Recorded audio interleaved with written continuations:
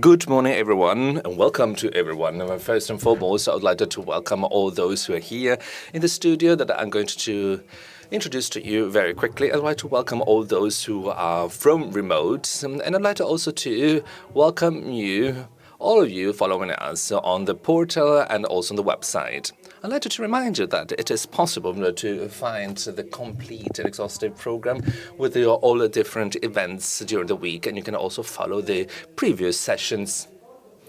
I'd like to also to remind you that the event is then broadcasted online in French and also in English, and then on the same website, you have also an online chat where you can send your questions.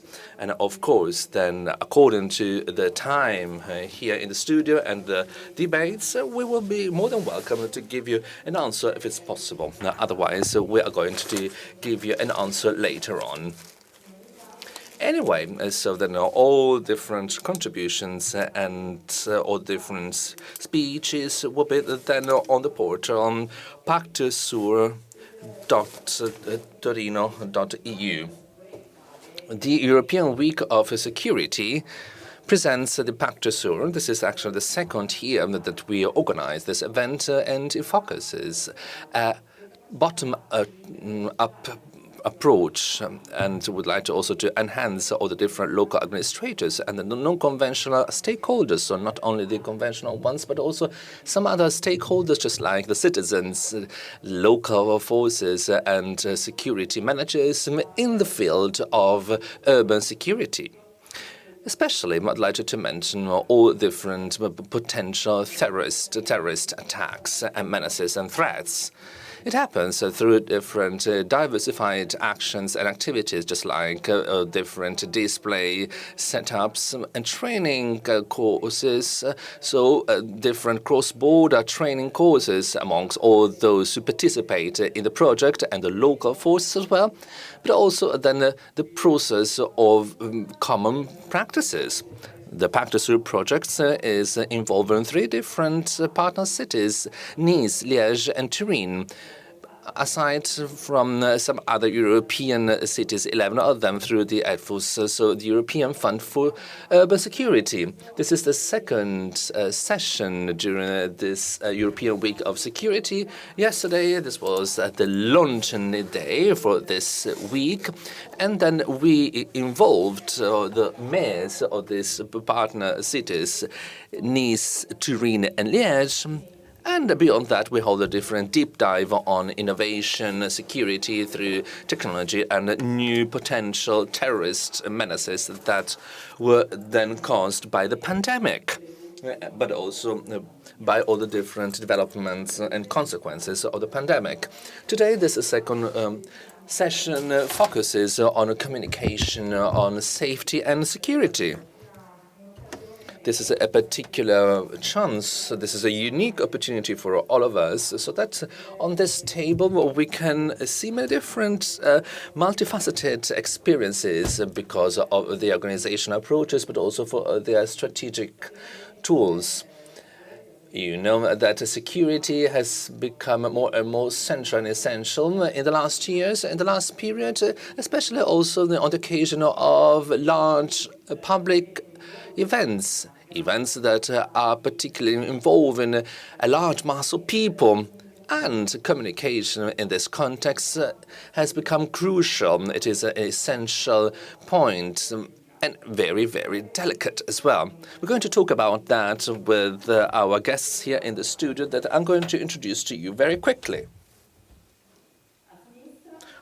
On my left-hand side, we have Carlo Corradino, Mayor of Biella, starting from 2019, Vice President of ANCI Piemonte with powers of urban security and prevention from degradation. Welcome.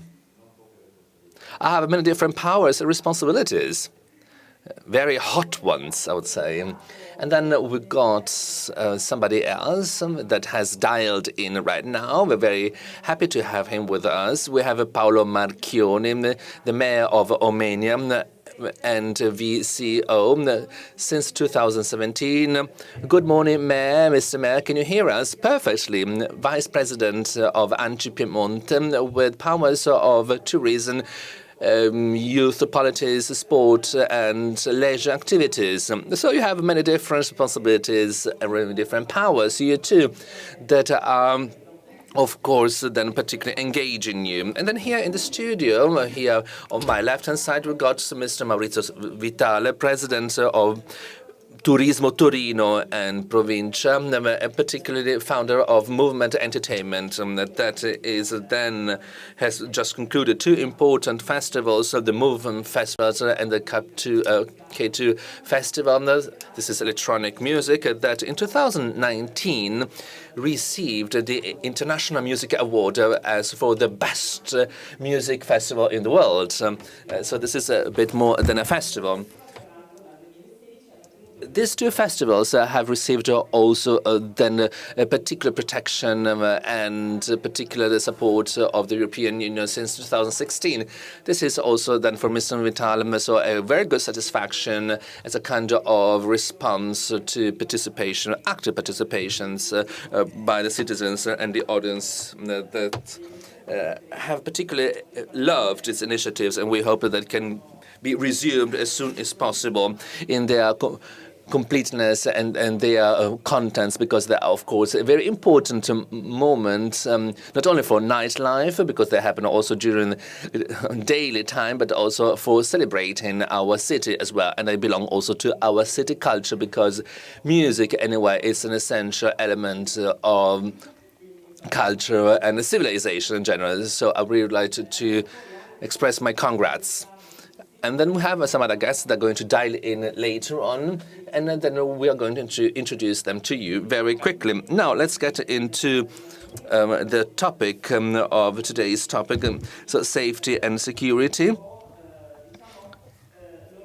And I'm very honored to talk about that as member of the experts committee of Pacte Sur for the area communication. My name is Isabella Abrat, and I deal with safety and security. We're going to talk about communication and the role of communication in a particular crisis moments, crisis situations, and how communication can help the management of such situations. When we talk about emergency and crisis, of course, we need to be really careful. What's the meaning of that? What's the meaning of these two words? Basically, so they are referring to a rupture, to in a balance that has been existing so far.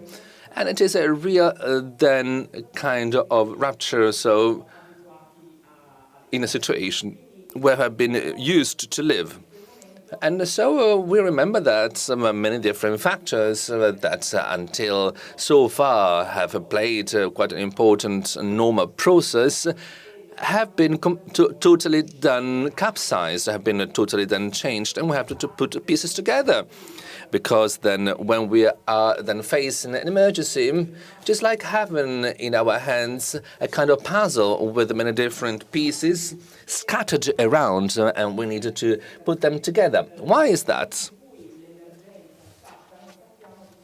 Because once there's an emergency, we know that there are very complex factors that we need to try to follow. First of all, we have the so-called cognitive biases, so which means then all different mistakes or the different reasoning errors that people then are implementing when we needed to recognize the ongoing threat and danger. Not only are we ready to recognize that, but we need also to react in a very correct way. So we needed to work in a way so that everything is just like before. And this is, of course, then bringing in a kind of evaluation, assessment of the mistakes and errors. This must be totally managed. So that this has particular impact on decision-making processes and times. factors, and this is particularly influenced by different emotions. First and foremost, fear, confusion, anxiety, and panic, which is then generated in an emergency.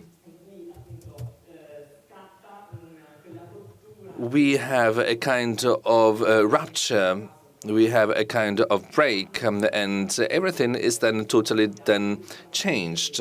There are not only these factors, we have some other systemic factors that need also to be managed in such occasions. First and foremost, the organization of those so-called security operators, local forces, so the organizational model that needs to be prepared, so the expertise and training of such operators. And then technologies used, because we're going to see during this morning session that there are many different technologies that are going to be implemented for security. All that is then working and is also then particularly then impacting the core of our focalization, which means then the transmission of information. What kind of information, what is happening, what do we need to do, and how do we need to behave? Because in these days, if it's not well managed, a communication could then bring about an overwhelming a number of pieces of information, and this could generate some more panic and confusion, especially for the beneficiaries, vis-à-vis what should be just learned by ourselves. So we need to be very careful, and so we needed to see how we're going to manage that the best way we can. And so we're going to see that the system that we needed to face during this emergency is actually a really complex system. We have to bear in mind all these factors, and that's the reason why communication is stepping in order to harmonize all these factors, in order to reduce the complexity of such factors. So when we convey information, this information must be really clear, as clear as possible. And so we need also to build up a positive energy towards this emergency, when we face this emergency, and particularly when people need to receive such messages. So we have to understand how to deal with that. And this complexity is particularly then fed by the fact that the beneficiary of our messages in an emergency situation is a human being. And in any situation we're talking about, we are going to address people, human beings. Might be an event within a city, a large festival, but no matter what it is, we know that on the other side, on the other end, we have then people that are receiving our message. And so we can imagine the citizen, and in this case, the person. So a citizen as a kind of user, final user, of an experience that we are setting up for them. Even in that moment, and so for sure, as managers of communication, we need absolutely to be responsible for such messages and for the contents of messages. Not only that, but only the goals and the perception that is going to be developed within the beneficiary, the receiver. So our goal, as we were mentioning, is to build up a kind of positive emotion and feeling as much as possible, because this is the only way and solution in order to face an emergency, by answering and by reacting to the real primary goal, which is then the emergency communication, which is to say to have safety and security for people and to save lives. Of course, we need also to involve citizens in this process too, because in building up security policies, citizen as a user and also as a non-conventional stakeholder must be involved, and they must play an active role in this new structure. Of course, citizens do not want to become and do not want to be turned into police officers, but we're going to see during then this morning sessions when we're going to talk about technology and the security policies that links between human beings, technology, and all the different stakeholders are somehow then harmonized and aligned, and they're going to be combined amongst them. But this is actually the goal of communication. And on this point, that is to say, on proximity and then on relations with the citizen in building security policies, I'd like to ask a question for our Mayor Corradini here in the studio to understand how you're going to manage your municipality, how you're going to organize your security plans, and what is the role of citizens, and how are you going to approach them? What is the role that they play in this kind of situation? Well, ladies and gentlemen, so we are a small, medium-sized city with 45,000 inhabitants in Biella, and so we have a good relation with our local police, but also with the civil protection, but also with the state police and prefecture and the carabinieri. So, which means that in a few minutes we can have an exchange amongst all the different stakeholders when there's a danger to face. And so what do we need to do? So when there's an event, we need to prepare it very well so that all people that are going to participate are then also then informed. As you have already just stressed out, they need to know their duties and tasks, especially in this period when everything is very difficult because aside from all the different security policies and provisions, we need also to add all the different COVID-19 measures. So that's why we need to have a very fruitful preparation.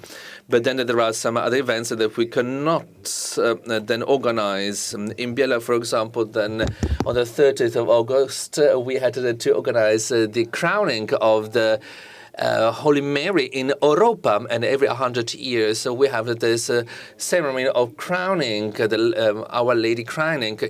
So we had, for example, some years ago, 130,000 participants, and of course now this event cannot have so many people. So we expected it anyway. So between 30 to 40,000 participants. We had prepared everything. Have then since 2019, but then we had to put it off, we had to give it up. We're going to implement it through this kind of best practices, and we had to reduce this event. This was kind of preparatory event with a much reduced number of people. In that case, the civil protection, was then giving us the guidelines at the beginning of our process, our guidelines, so people that had to park somewhere, where they have to go. But they wanted to give the population much more detailed information, because this is the only way we can produce this kind of safeguard and prevention. We do that through the social media, partially. The mayor, which is me, is going to broadcast live streaming events and conferences. We have many different followers, but it's not enough. We have an app that is going to be then installed probably on all cell phones that we're going to implement together with ENG and also for some other associations in Pittman. That is going to be a support for different events, but also for the civil protection. In this way, so the citizens are going to receive much more information, because today the difference, as we have already heard before, is to be really informed, how the citizen can be informed and how the citizen can have then much more virtuous behaviors. So thank you very much for your answer, because in this way I can switch over to the next point, next item, to technology, not only as a kind of technological infrastructure, so video surveillance and all the different video cameras and all different systems that may be implemented by the city, but also the technology that is then developed and deployed in the communication process. This mayor talked about social media and apps, and then you will see that later on with the remote speeches by the mayors, that such tools are getting more and more important, particularly in the communication of events. And we're going to see here a debate. We're going to open up here a debate because then in some previous works and conferences or the Back to Sewer projects, we were able to talk together with our colleagues around the table about the reliability and the significance of technology in such situations. Because on one side, as the mayor was saying, this is going to simplify our life. We can give direct and live information is going to much easier. It is much easier to manage in an exhaustive way. But then there are also some counterindications as well, because once the flow is bi-directional through the social media, of course, we know very well that the risk is to have too much return information which is not verified, and we open up here the phenomenon of malinformation and fake news, and that is going to become once again then a further negative and dangerous factor. Much more dangerous than not knowing things, because we know that the information spread, so the malinformation spread, is going to impact aspects not only related to the system, but also psychology of people. So it plays a negative role in our emotions and how we implement things to face this emergency. But we'd like to also to remind you that communication needs to play a kind of support role also in emotional terms, in positive terms, and terms of resilience in citizens. We're going to see later on this point. But actually then technology can help us very much, particularly in the phases related to building up the organizational process, when we organize an event, and when we, for example, then set up security plans. In general, we have to understand if these are the ideal instruments to solve the situation and to rescue lives when this emergency is really ongoing. We're going to talk later on with our guests here in the studio about that. So let's say that communication, the way that the mayor was describing it, where communication is a social process which sharing knowledge plays a paramount role, because when we talk, when we communicate, we are responsible for trust that we needed to instill in citizens and also in the generation of public opinion. This is very important, particularly in the role of media that we're going to see later on during our round table. The task of communication is not only to generate responsibility, but also awareness and to facilitate the perception of risks, but also to promote changes in terms of behaviors and actions by the people involved, which means citizens we are addressing.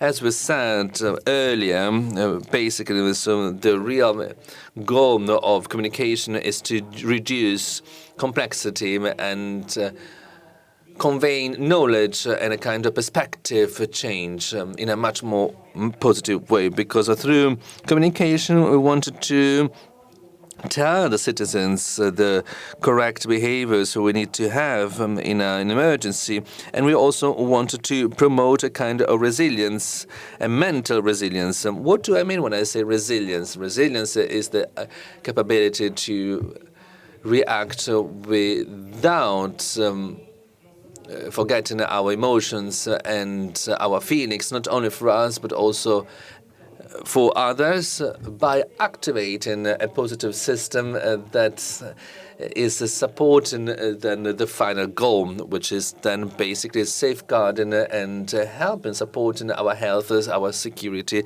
and our life. So let's say that this is a particular capability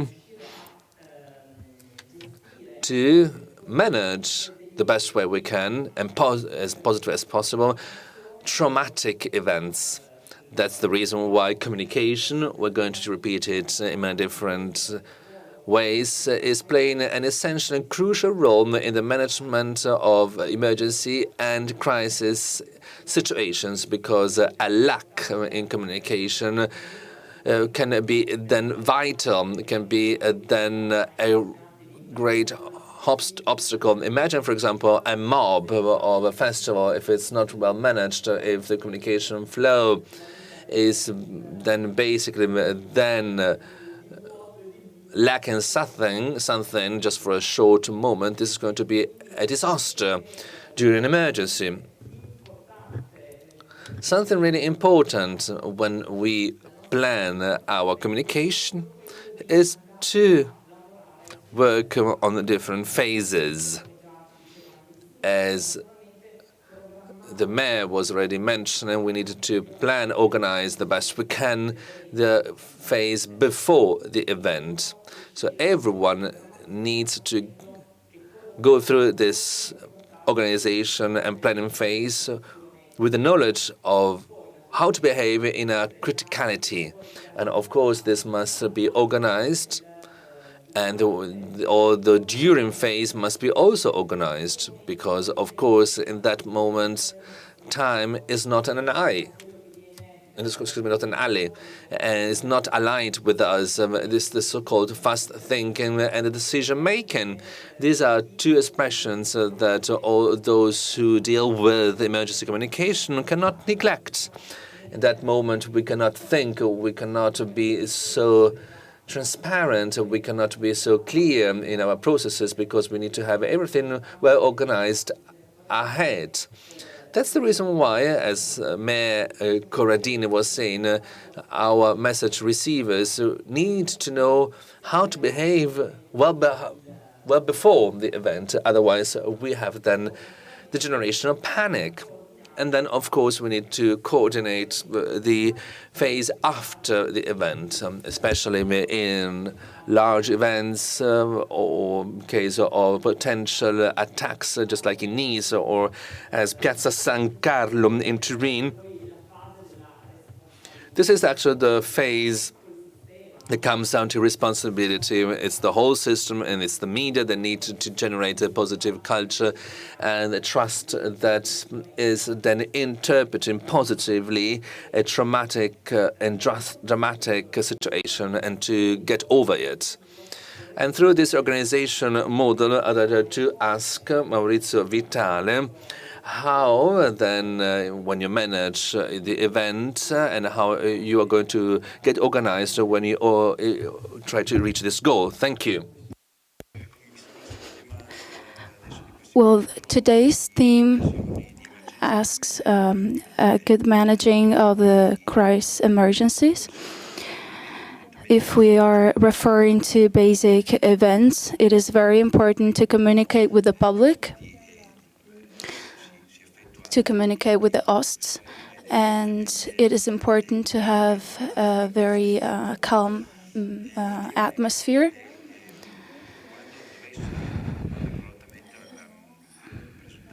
If problems or stress problems would occur, then it will be very important to consider two key elements.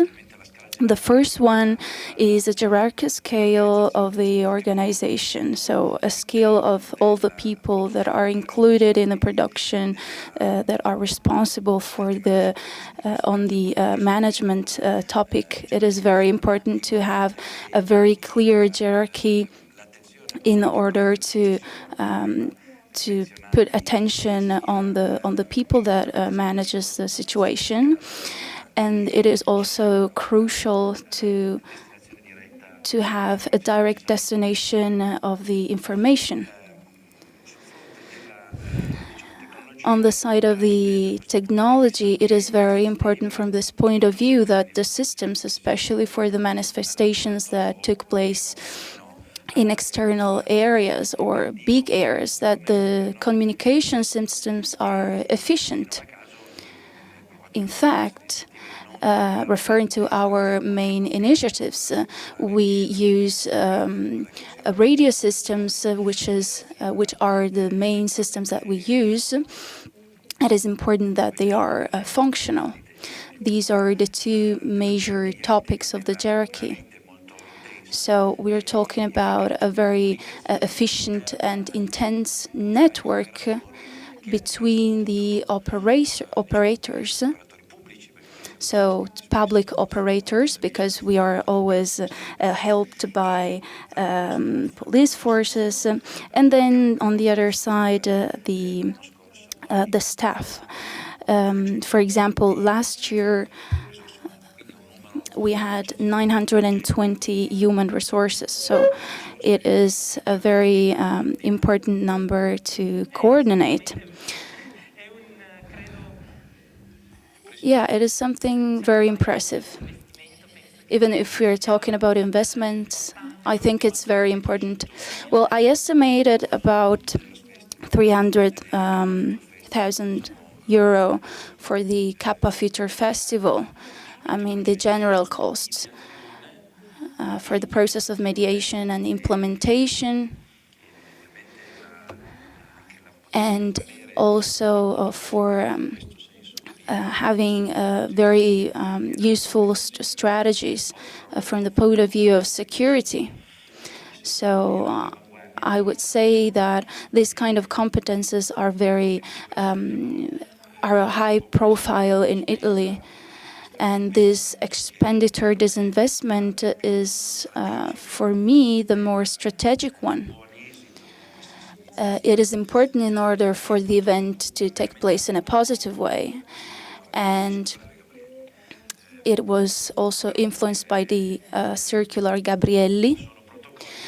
But these are protocols that are functional, instrumental for the initiative itself.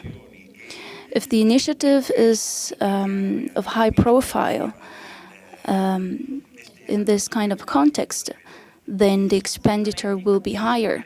Yeah, absolutely. In fact, if we go back to that slide, I really recognize what you're saying, because it's all about responsibility versus the citizenships in this kind of organization period. It's about being ready of how to manage the situation. It's a choice of an important investment, a choice that put value on the responsibility, which I think is the most important in the overall process of programming and scheduling the event for the user itself. So I want to synthesize what we've just said, and also what Maurizio told us. So it is really important to keep in mind that we have to consider the communication methods. So I want to say again that the first phase is the before phase. Why we communicate. The why is very important, because it is from where all our reflections come from. It is important not to forget this.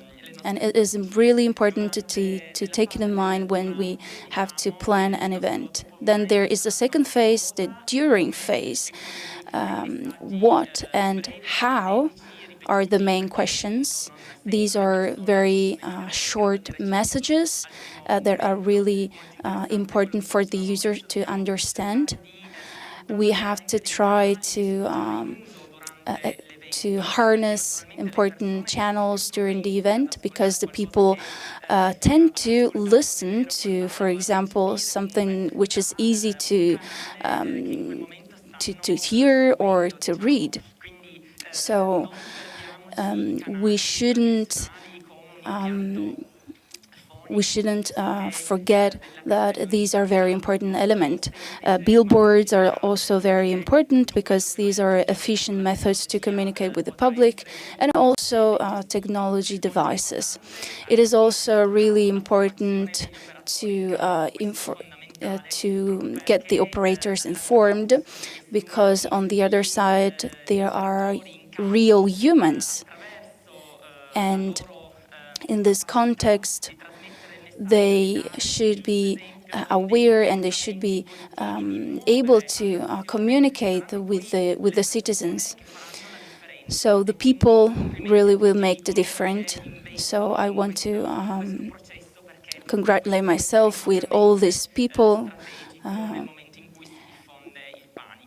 and their work, which is really important in panic and emergency periods.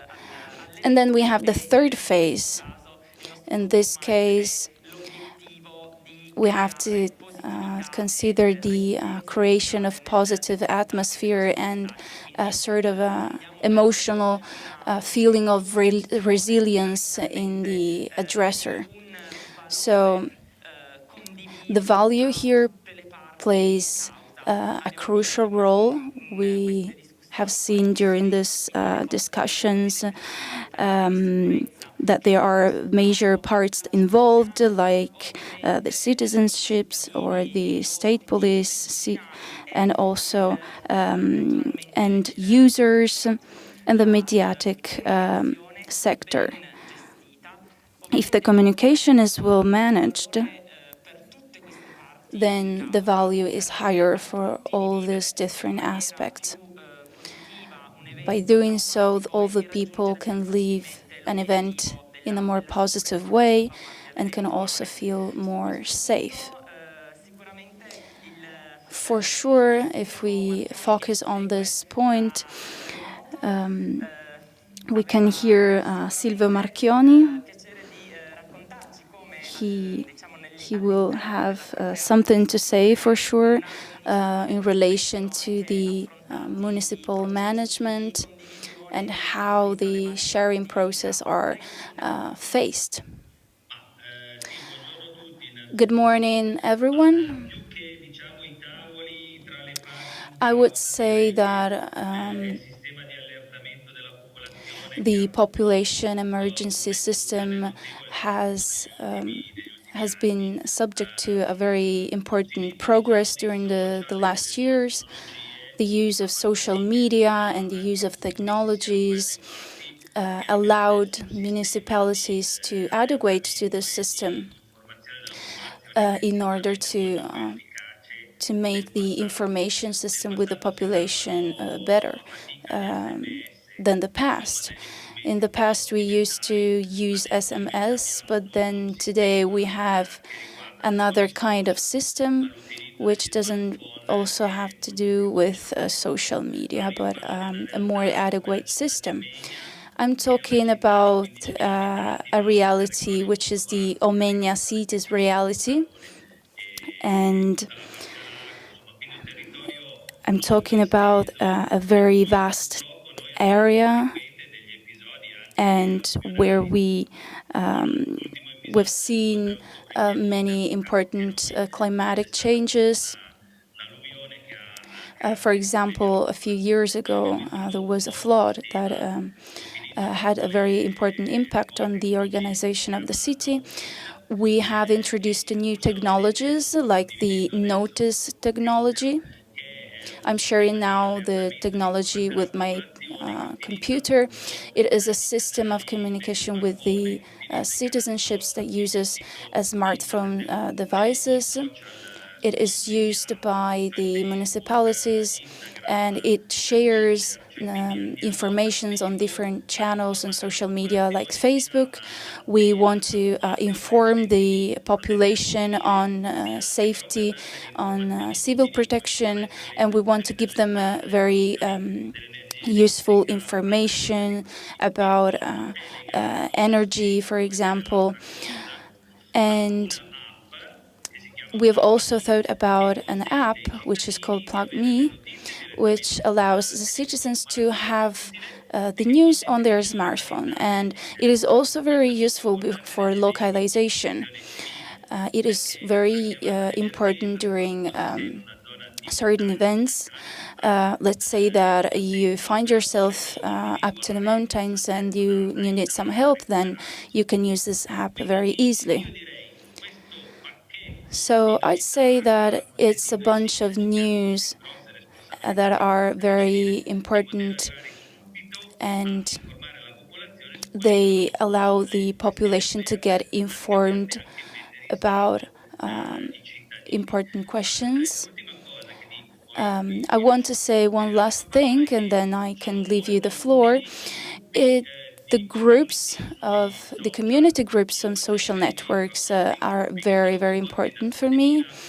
I'm talking about groups which are used by 70,000 users. You can easily send an SMS and the message is shared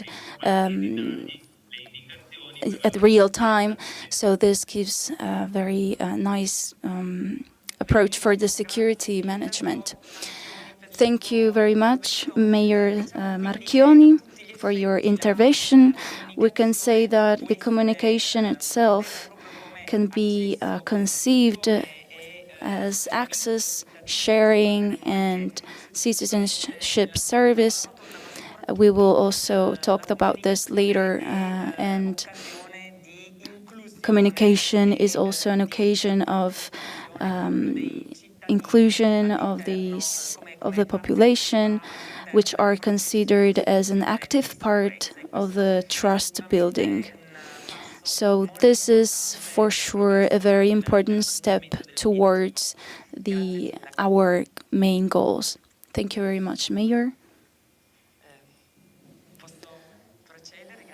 Can I proceed? Thank you. So we can say that the real role of the communication is to create a culture. Yesterday, for example, during the session 1, we talked about the necessity of creating a culture, a communication and safety culture.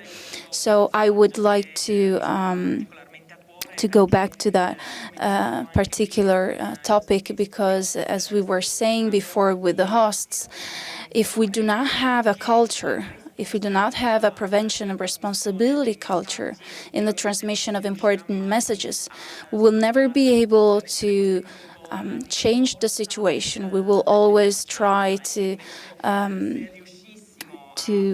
find a solution.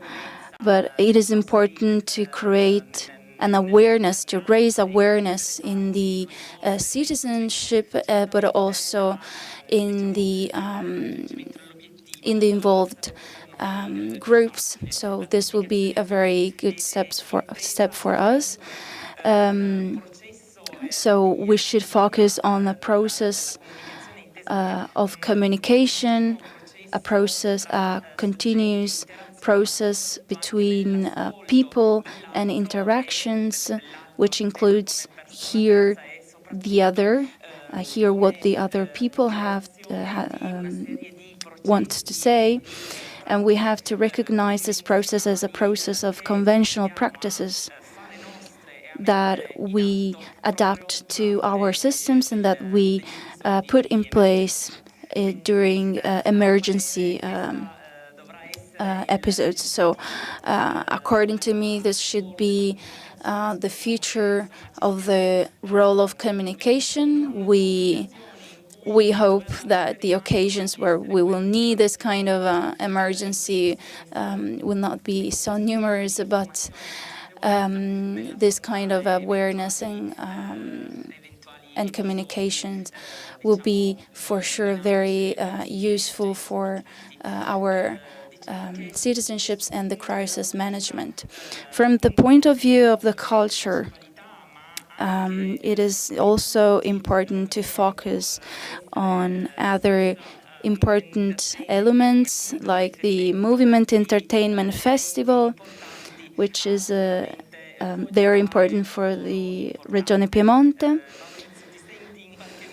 So, Maurizio, do you feel part of the creation of this culture towards your hosts? Well, yeah, it's part of the business culture.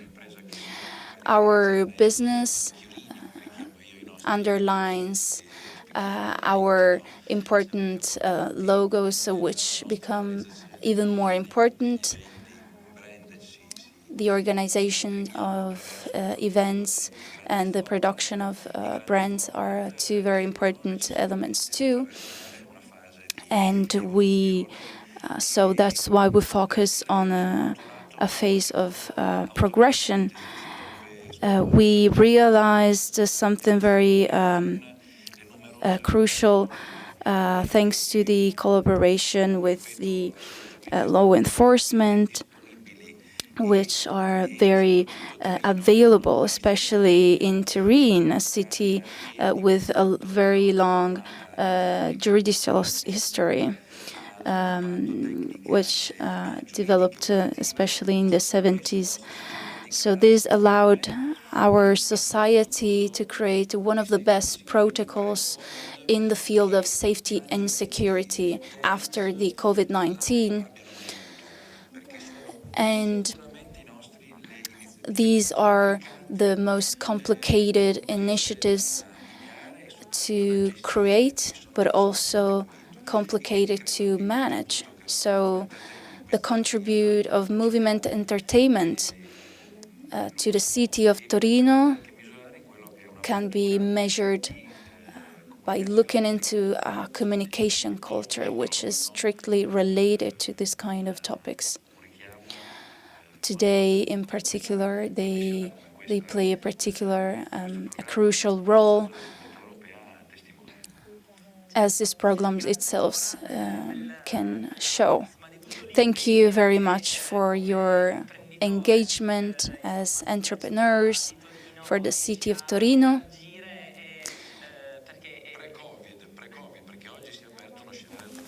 Before the COVID-19, I must say. But yeah, the COVID-19 has created a lot of problems in our sector. We have to communicate with the COVID and say to it, we are alive, using also professionalities, because public entities have tried to face the situation, but the problem and the issue is very difficult to face. We have to be ready, and we have to start again. We have to do things in some way or another. We have to adapt to the situation, and we have to collaborate with other institutions. We have to do more than before. Well, yeah, I think that culture means collaboration between different actors and important participants that can express themselves from the point of view of knowledge in a very good way. We have to adapt to the situation, to this crisis and emergency situation. And that's why our resilience is important to consider. Resilience allows us to create a constructive and positive management method in order to ameliorate our approaches towards the situation. So we must say, a long way to go, and we also must say that the COVID is really allowing us to work, to make progress in the field of positive management of the events. I finished my speech, my intervention, so I can remember all of you that the session is still going on.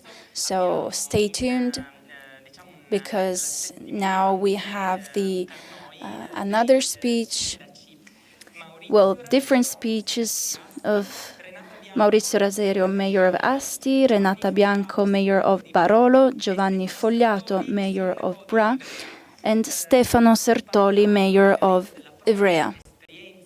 They will talk about their experiences in the field of communication and management of the security field, and they will also talk about the programs of their major events. And these are for sure important and well-known manifestations for our Regione Piemonte. So I leave the floor to our mayors. We read it as Pacte Sur, but we write it as urban security.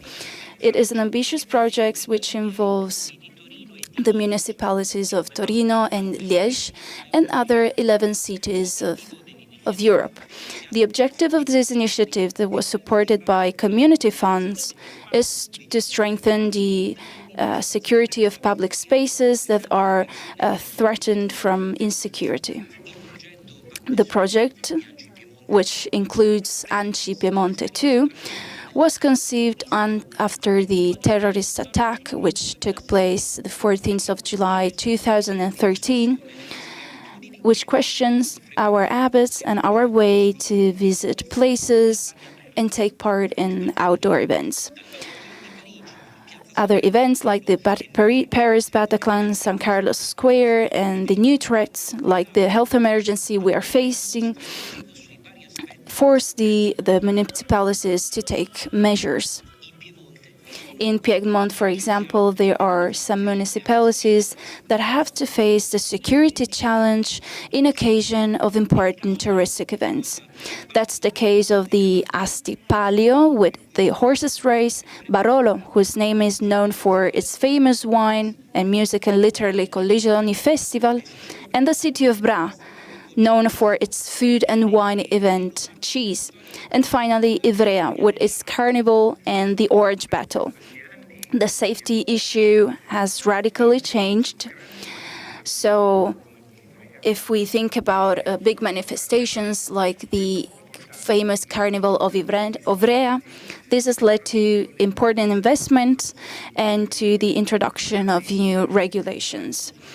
For example, the limitation of the accesses. Let's imagine that we have 13,000 participants without the public, because the public itself can reach 20 or 30,000 units just in a single day. This means doubling the total population of Ivrea, which is a city of 24,000 people. I believe that from what happened in San Carlos Square in Turin, the world has changed. Debates are even more popular at the prefecture and police headquarters, and there are more and more debates between the institutions. The engagement of the municipality during the main events, for example, the historic Palio, which dates back to at least 1975. Then there's a controlling group which allows to intervene and communicate with others in order to know what is going on, who is participating, and who is doing what. For what concerns cheese, I think there are different aspects to underline. On one side, we have a constantly evolving regulation, both on a national and international level, for what concerns the field of security during events that occurred both in Italy and abroad. And on the other side, the characteristic aspects of cheese, that is the fact that the event itself doesn't take place in an exhibition area, but in the city itself, in the city center. So this aspect forces us to take measures and be aware of the security theme. Barolo is a small town in the Lange Hills with less than 700 inhabitants.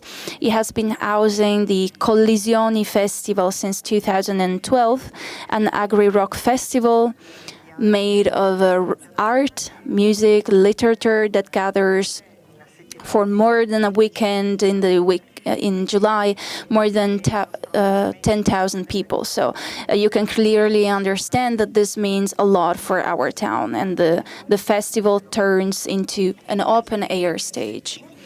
On occasions like this, the municipality of Piedmont, and even the smallest one, deal with particularly complex and demanding event management. For example, for the big cities, even the small cities have to respect the same laws, which have to consider security measures for the event and the public. But the spin-offs have a major impact on the costs and responsibilities of mayors and local security operators. That's why a lot of measures have been adopted. This has resulted in the limitation of accesses, the use of GRC barriers or trucks in order to avoid possible truck bombs, as we've experienced in some part of the world. This has also led to the introduction of a very ramified system of video of cameras. We have limited areas which cannot be entered without the ticket, so we can avoid the so-called strolling and we avoid the overcrowding. Mayoral decree, which banned the giving of canned or bottled beverages in the interested area of the manifestation. Then a high investment on the information. We used posters, which indicates, for example, that it is not allowed to enter the area with helmets, umbrellas, or other kind of objects.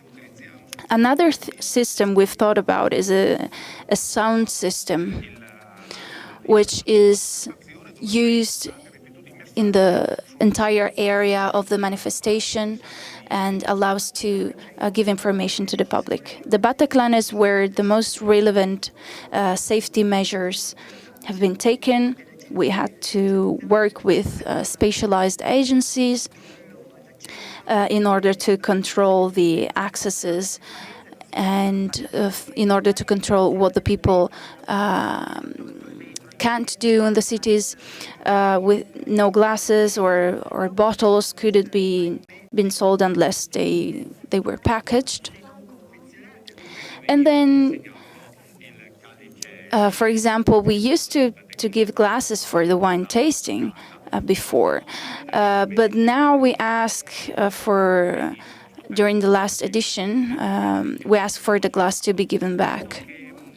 I think that we can feel this security, both we as inhabitants, and I'm an inhabitant of the city, but also from the people in the neighborhoods.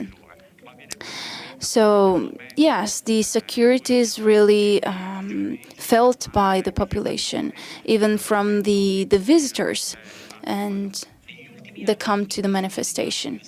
During the last few years, the security measurements have increased. We have invested a lot on devices, technologies, and also on the staff.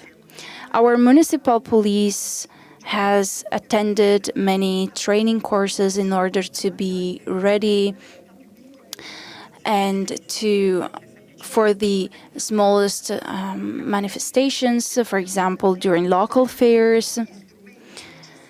The municipal police have given the important tools to manage the situation. We also added health workers, so we are safe even from this point of view. This means a lot of training courses, and then we have also been helped by other groups of workers, like staff stewards, They are generally external companies which come from other cities, so they have to be trained on site in order to consider the local dynamics. But then these are the people that usually intervene and manage the flows of people. So all of these elements in the field of information are additional costs. So with these safety measures, the costs have increased a lot. And during the last edition, for example, we have invested 30,000 euro more just for the steward and business in compliance with the law. The communication is even more important. Ensuring the safety during street events is crucial. But also the widespreading of communication and press channels or billboards. We also added the use of social network, for example, which can be easily downloaded on your smartphone. All this relies on a very big work. We are talking about two types of communication, the internal communication and the external communication. For what concerns the first one, we have to talk about a preparatory phase for this communication chain. There are a series of training courses of the staff that is as I said, trained and informed in order to communicate in the best way possible with the public. We have to be very good at communicating and also very good at receiving the communication. So we have, for example, an app called Municipium, which is very nice. We use it during the whole year, and we use it to communicate with the citizenships. We focused on a very important information campaign, starting from the tickets booking and the social networked advertising, the event, and the safety measures, where the users can perfectly know where to find, for example, health assistance, or informative assistance in a state of emergency. Information has changed, and it goes hand in hand with the communication methods. So we try to limit classic basic communications like newspapers, where we can find maps with the events planimetry. And then we also tried to add other informations like websites, social networks, which are followed by young people. We have created an app, for example, with a series of billboards, with a series of signs that allows the people to understand where to go. The pandemic has exacerbated a scenario which was already complicated in itself. It has a strong, heavy impact on street manifestations, especially for the sharing of space and all forms of gathering. What is happening in the world puts at high risk the pleasure of meeting and celebrating. But the experiences, the exchange of ideas between municipalities, the dialogue with supporters and citizens are projecting our measure into the future in order to preserve culture and traditions. Asti is a city that lives 3,065 days a year. The music is really important. Our historic manifestations play an important role. So the atmosphere is an atmosphere of celebrating, which lasts during the whole year. But I think that the COVID-19 has limited the most dynamic initiatives, and we have put important access to these more static initiatives. We haven't given up on anything. We managed to organize them anyway. And I noticed that the population have really appreciated this. They respected the regulations, and they also respected the neighborhood, the nearby turns, because a lot of people from the neighborhoods came here in Bra in order to participate to the event. Last year we said the carnival was interrupted because of the COVID-19. We haven't made a decision yet for this year. I think we will get a decision by the end of this month. We have to confront ourselves, but then we fear that this carnival can't take place. It is very difficult to think again about the Collisioni Festival as it was a few years ago. The Agri Rock Festival will not be a festival that will take place 20 or 30 people, 20 visitors, but we will continue for sure to promote these our products and our excellences. So we hope we will be able to face this situation in order to come back to a pseudo-normality. Very well. I'd like to thank all different mayors, Ivrea, Asti, Bra, and Barolo, for their precious contribution. Let's say that they all had the opportunity to, anyway, implement their large events, with exception made of Ivrea. This is actually not for everyone, as I was saying. We were saying here in the studio, together with Mayor Corradini, that probably many different events. Mr. Corradino, not Mr. Corradini, so the speaker is correcting herself. So many different events needs to be interrupted and then put off.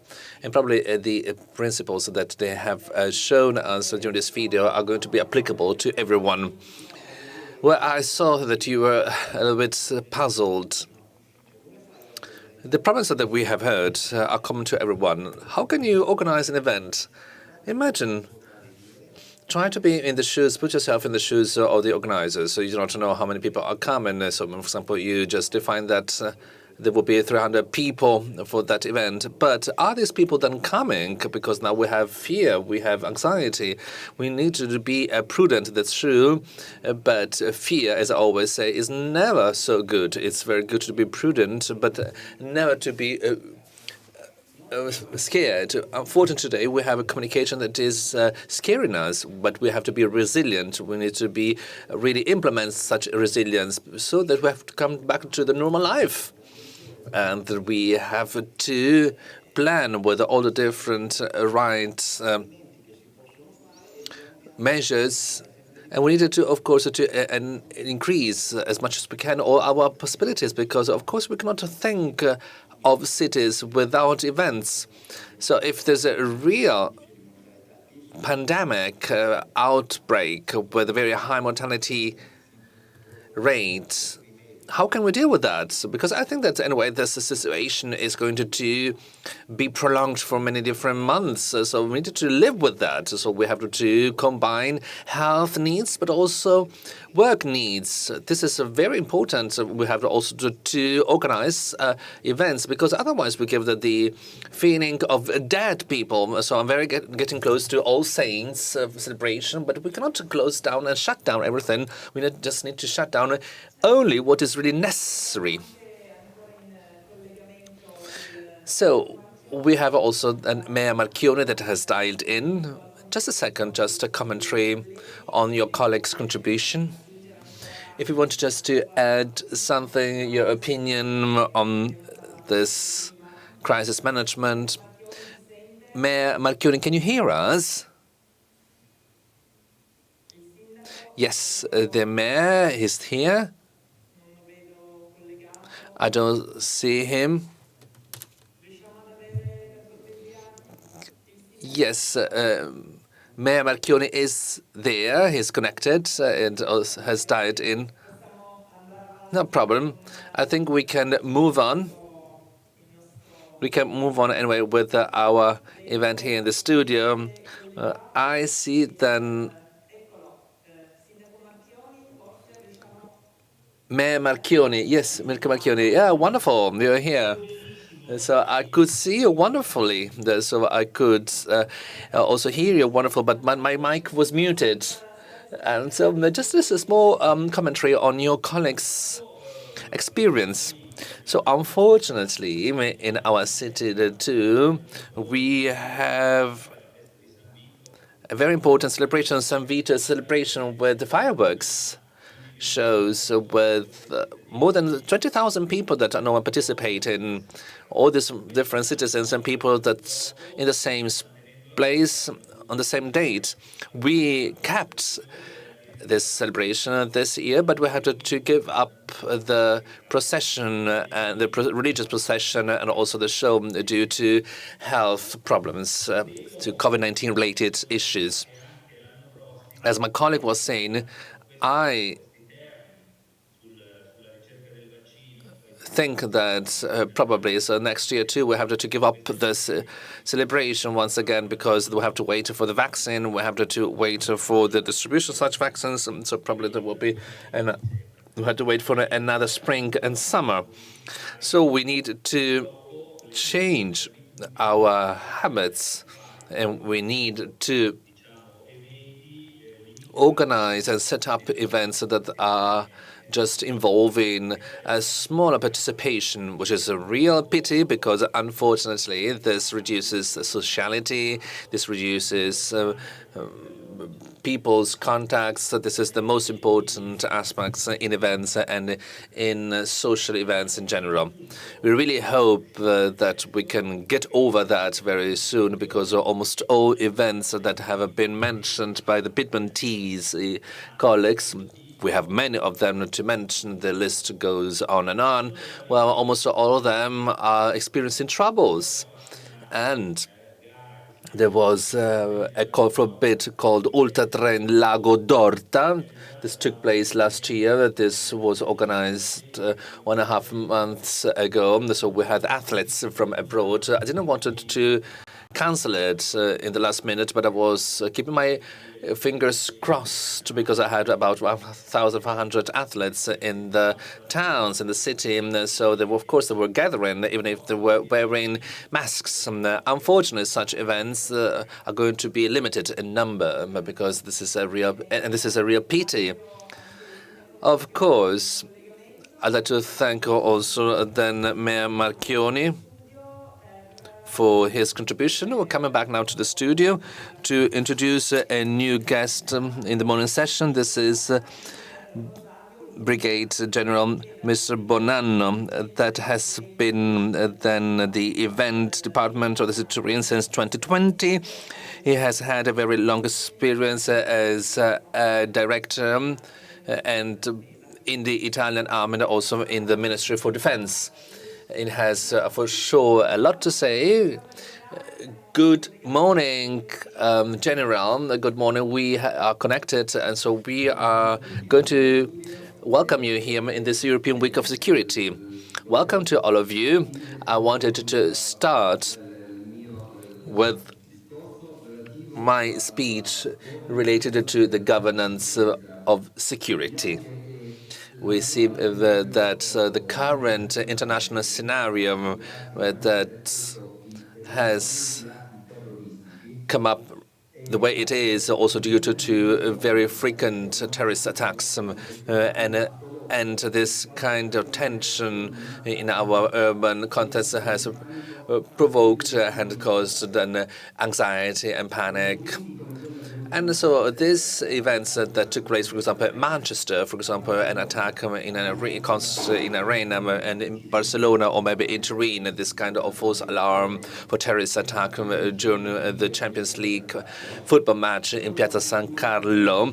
This is the official proof that right now, so for the time being, there are difficulties for the institutions, and they have, of course, to take care of the safety and security of citizens. These terrorist attacks are showing a new kind of threat, and they impact collective consciousness, and they destabilize daily certainties. And this kind of perpetrators are inspired ideologically, and very often they are prepared logistically as well.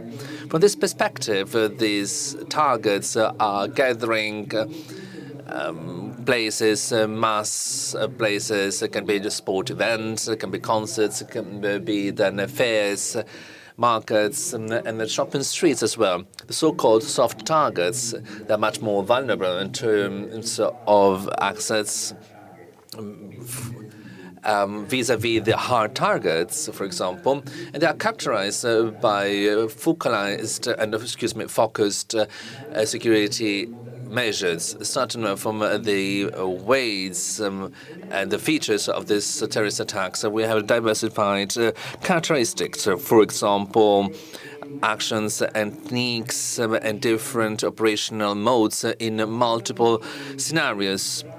Actions by organized groups, trained ones, use of weapons for the attacks, choice of targets to impact on, choice of actions to implement with the spread of panic and terror anxiety in the population. We have to add also that we are facing then a change of the terrorist menace. This is characterized by an asymmetric conflict where the enemy is adopting operational techniques and modes that are not conventional. This is added to new technologies in communication and social media. This is also aimed at propaganda, at global communication, and also recruitment. The use of social media shows this kind of global, exhaustive dimension of security threats.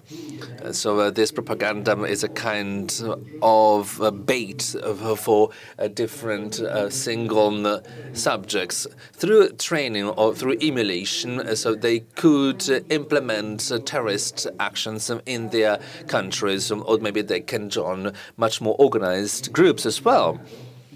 For the time being, we can also find the tragic events in Turin on the 3rd June 2017. This was a night devoted to sport.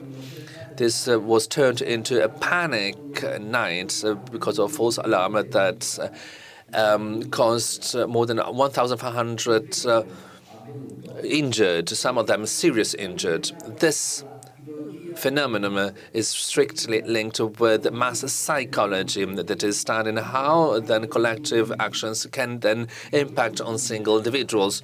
These studies are particularly focusing on fleeting and panic phenomena because they really cause real catastrophes. Fear, this is a common denominator for such events.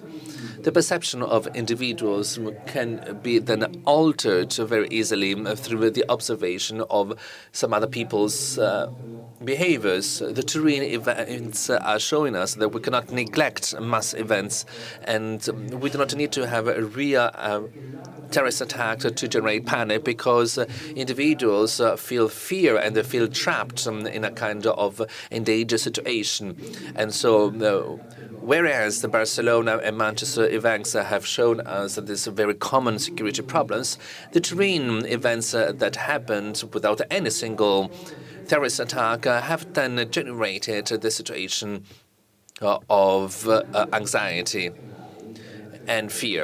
In the international context, and due to many different risks, due to people gathering, The police chief, with a letter on the 25th of May 2017, has defined different measures to adopt for public events. For example, so they concern an adequate protection of these event areas, the identification of suitable areas for pre-filtering people. This is important to aim at people by preventing also hostile vehicles into such areas. An awareness raising by the different local police operators. The most important novelty of this letter is the direct involvement with a very clear responsibility of the event organizers. And so they are also enhancing all the different subjects by managing them in a very participatory way, aiming at security. Therefore, the organizers are called upon to give their contribution to implement all the different planned measures. And this way, we have an enhancement of public-private partnership. With the authorization of these events, these organizers need also to contribute to security. They have identified stewarding and instrumental resources, services to organize people flows, and also by trying to really balance in people. The facts in Turin have shown us that if we breach measures in safety can have a negative impact on public security. Right now, and for time being, and if you wanted to prevent future events, the chief of police has also then issued another letter and said that the safety guarantees cannot be neglected, especially in large events, in order to protect then security and safety. Public safety. With the letter on the 7th of June 2017, we have seen two lacks in security, safety and security. And so therefore, we see then very important large events need to be integrated into governance processes. This safety is then interpreted as all different safety measures that are then stressing out structural measures in order to protect people's safety and security. Whereas security is concerning the order and public security. In the light of this premise of safety, we have identified different measures and provisions in the preparation of a large event. In particular, the control of the capacity of such events areas in order to assess the highest capacity of that event area, the monitoring and organization of the entry flow, the creation of different flows, evacuation plans, division of area sectors with the central corridors and perimeter corridors, the setup of an operator's team that can manage flows in case of evacuation and for giving then help. Then definition of service spaces, definition of the health assistance, no alcoholic drinks then distributed at the end of the event. And then we have also then set up different criteria for strategic measures in security and in public order. For example, then aimed information activity, then inspection on site in order to improve the event security and a mapping of the micro-surveillance systems that are present in such areas, also in cooperation with the Questura's operational room. Services of vigilance and surveillance in exhaustive terms, inspection of such areas, identification of adequate areas for pre-filtering people, and awareness raising of operators, and by granting a very high level of attention. At the top of such measures, we have then enhanced the distinction of roles, and therefore then we have also enhanced the different responsibilities. Within this framework, the Provincial Committee for Public Order and Security, in the light of its composition, plays an important role to enhance, to collect all the different risks connected with the event, and then it can also implement some additional measures to adapt. And then we wanted to assume an organizational strategies, a kind of collective action that is also implying the commitment of organizers of such events, so according to the prevention model and according to the collaborative prevention, and with the integration of better security and safety measures. This has, of course, then raised some problems, as for all different measures, without any single criterion that is directly connected with such events, particularly also in terms of expense sustainability for the safety and security measure implementation. This would impact the cost of these events.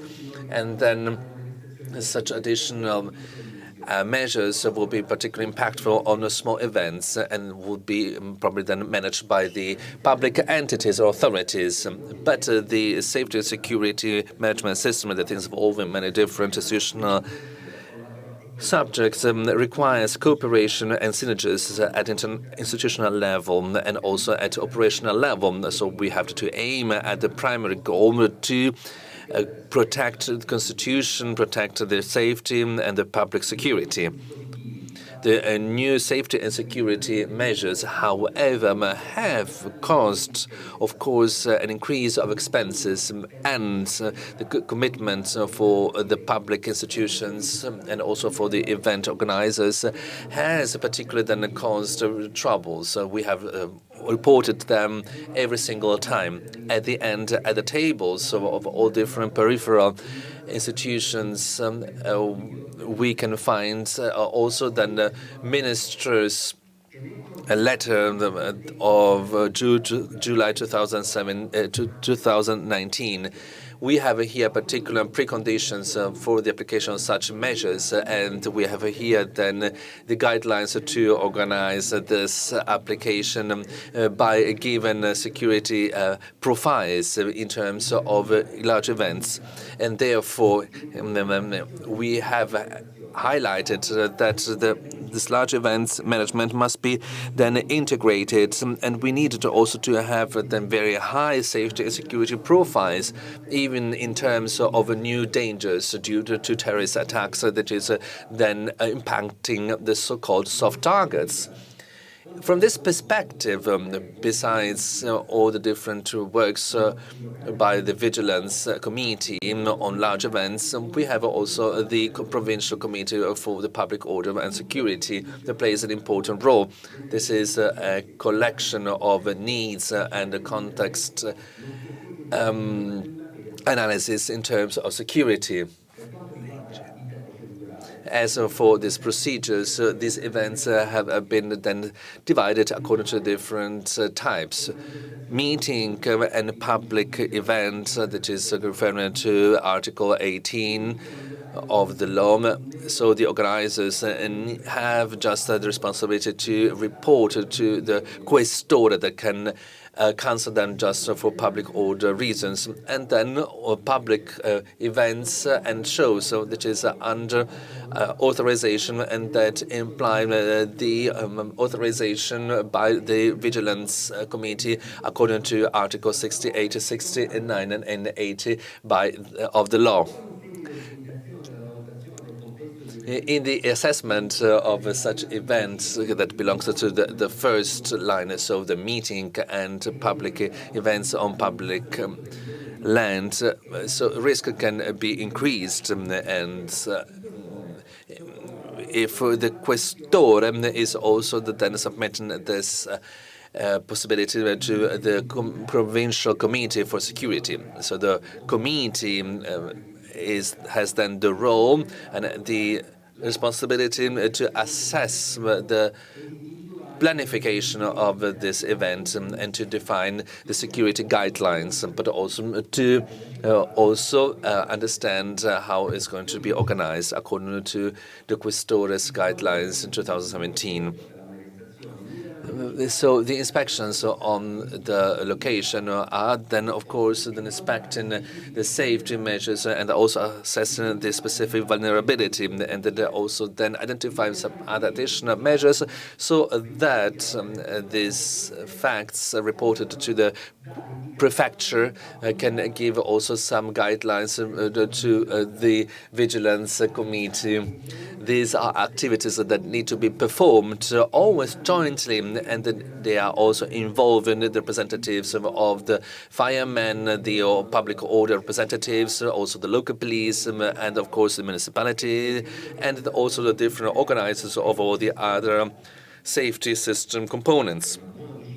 For a success of this event and within a participatory framework and together with all different stakeholders, so we cannot neglect the external communication of these ad hoc measures. On this item, we would like to activate all different communication channels. So in order to inform all different stakeholders or all different citizens that can be then impacted by these measures. And also for the different shows and large events, we can also say that we need some other measures with the authorization of the mayors of such a city. It is quite important to have, first of all, the assessment of the vigilance provincial and municipal committee. The last word is anyway in the hand of the vigilance committee. With another inspection in the location, they are going to double check all the different measures and prescriptions, and they're going to wait for the authorization by the authorities. Anyway, so we wanted to repeat that the security measures needed to be balanced according to the so-called specific vulnerability. It must be also then linked with totally different factors. It is not plausible to have a catalogization, a precise catalogization of each single measure, but we need to be flexible in our approach and in the management of the event security.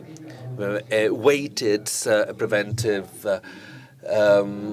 evaluation and assessment cannot be inspired by abstract logics that are done implementing very rigid and strict reference schemes, but it must imply a very specific risk assessment with some strengthening measures in terms of safety and security, and which are maybe higher vis-à-vis the normal ones.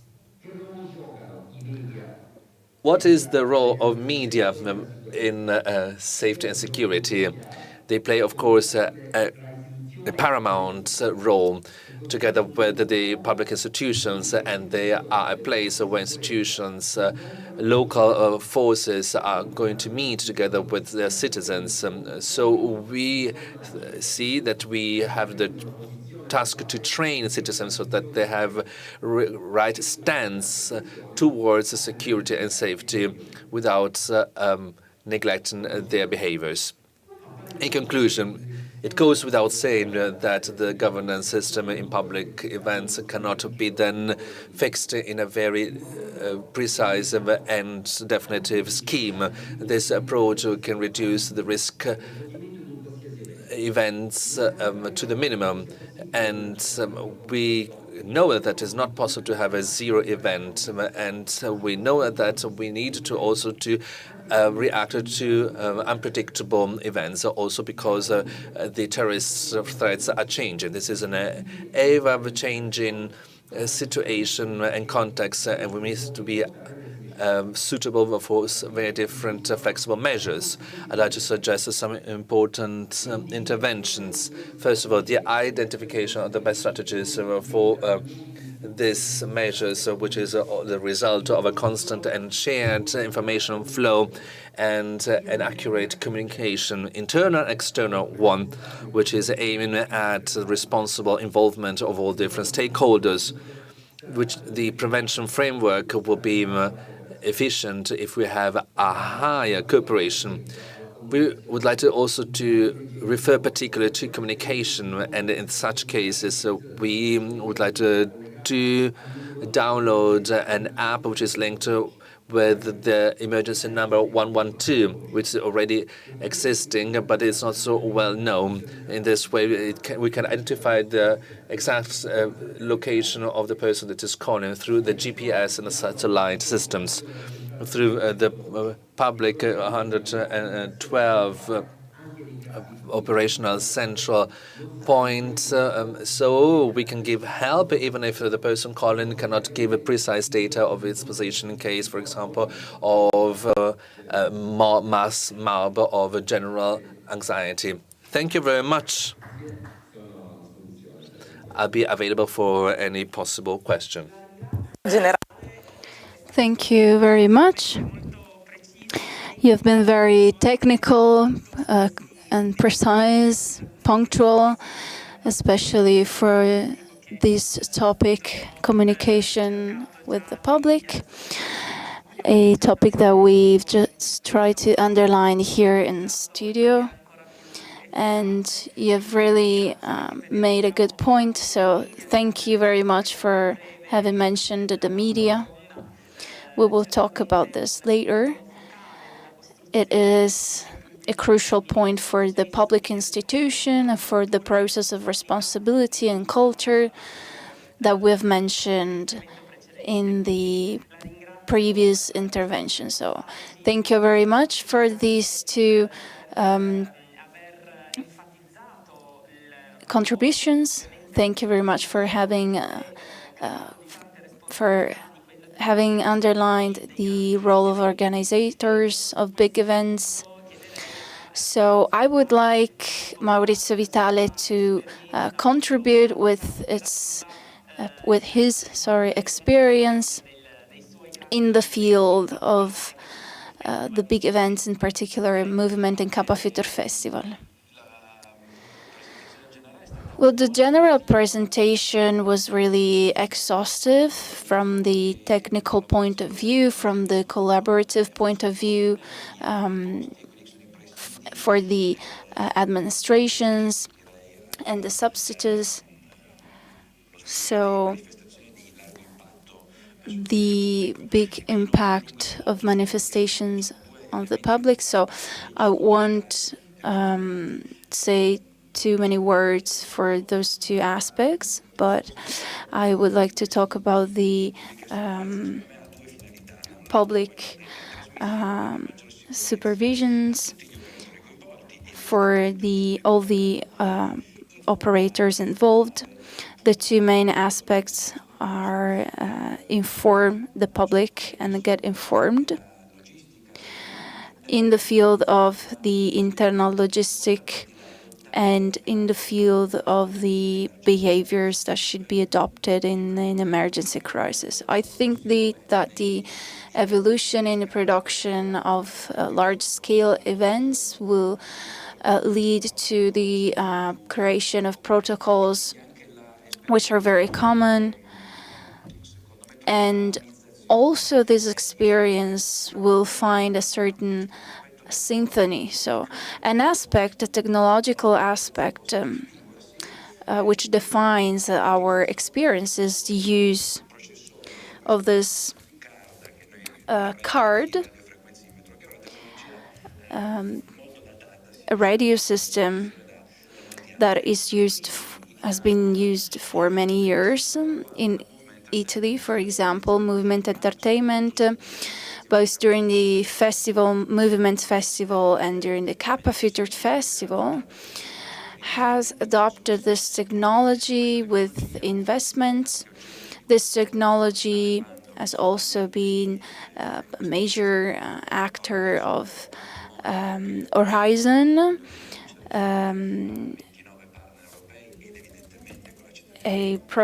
something that really was really important for us. ABAN, we participated, that we won.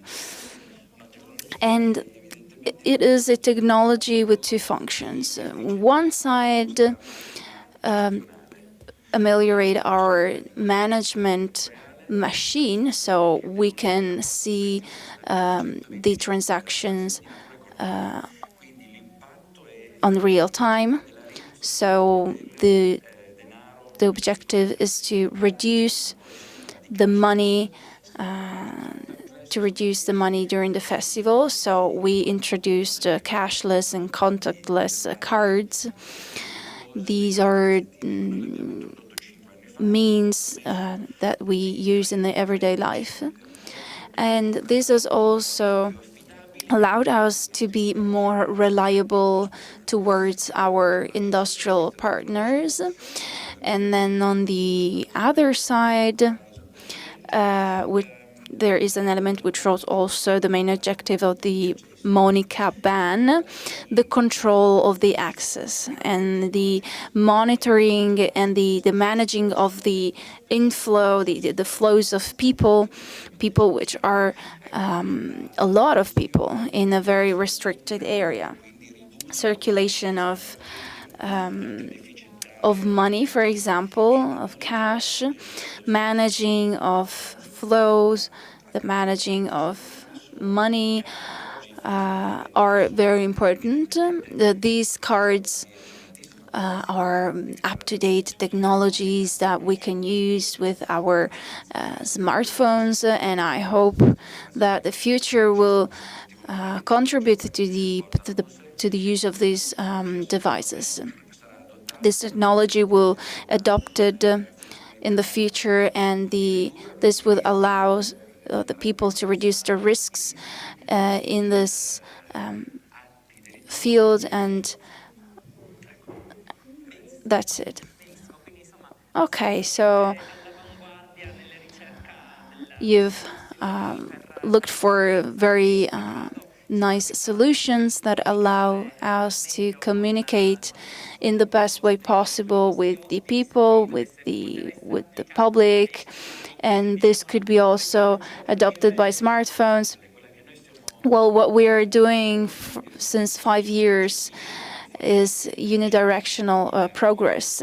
We can trace the different movements, and we can manage the flows of people, both in the info points and on the online platforms. So we can reduce crowds, we can reduce queues. This means a great progress for the managing of big events. The future will be bidirectional technology. We can get big data that are important for the managing of the operating machine, but on the other side, allow us to inform directly the public with billboards, strategies that we normally use, and we also use acoustic messages, both on smartphones and on other radio systems, and of course this has a very big impact on the communication. We have the possibility to communicate with the public face to face. So a series of information which can be very useful during the event. So I think that this kind of technology, both in digital devices, which could become bilateral, could be able to support the management of big events, even for the law enforcement. Okay, so I hope that today we will communicate with the law enforcement and for this great news. We collaborate with the law enforcement. We have been collaborating with the public forces for many years, and we have done a great job. The progress we've made are of high profile, and This means a very high-profile preventive communication system. We will set for the Pact to Sur project the real skills that have been projected and everything that was mentioned during yesterday's and today's session. I thank the hosts in the studio and also the online visitors, the online hosts. You've been very you've done a great job with your interventions, and I hope your events will be taken place as soon as possible.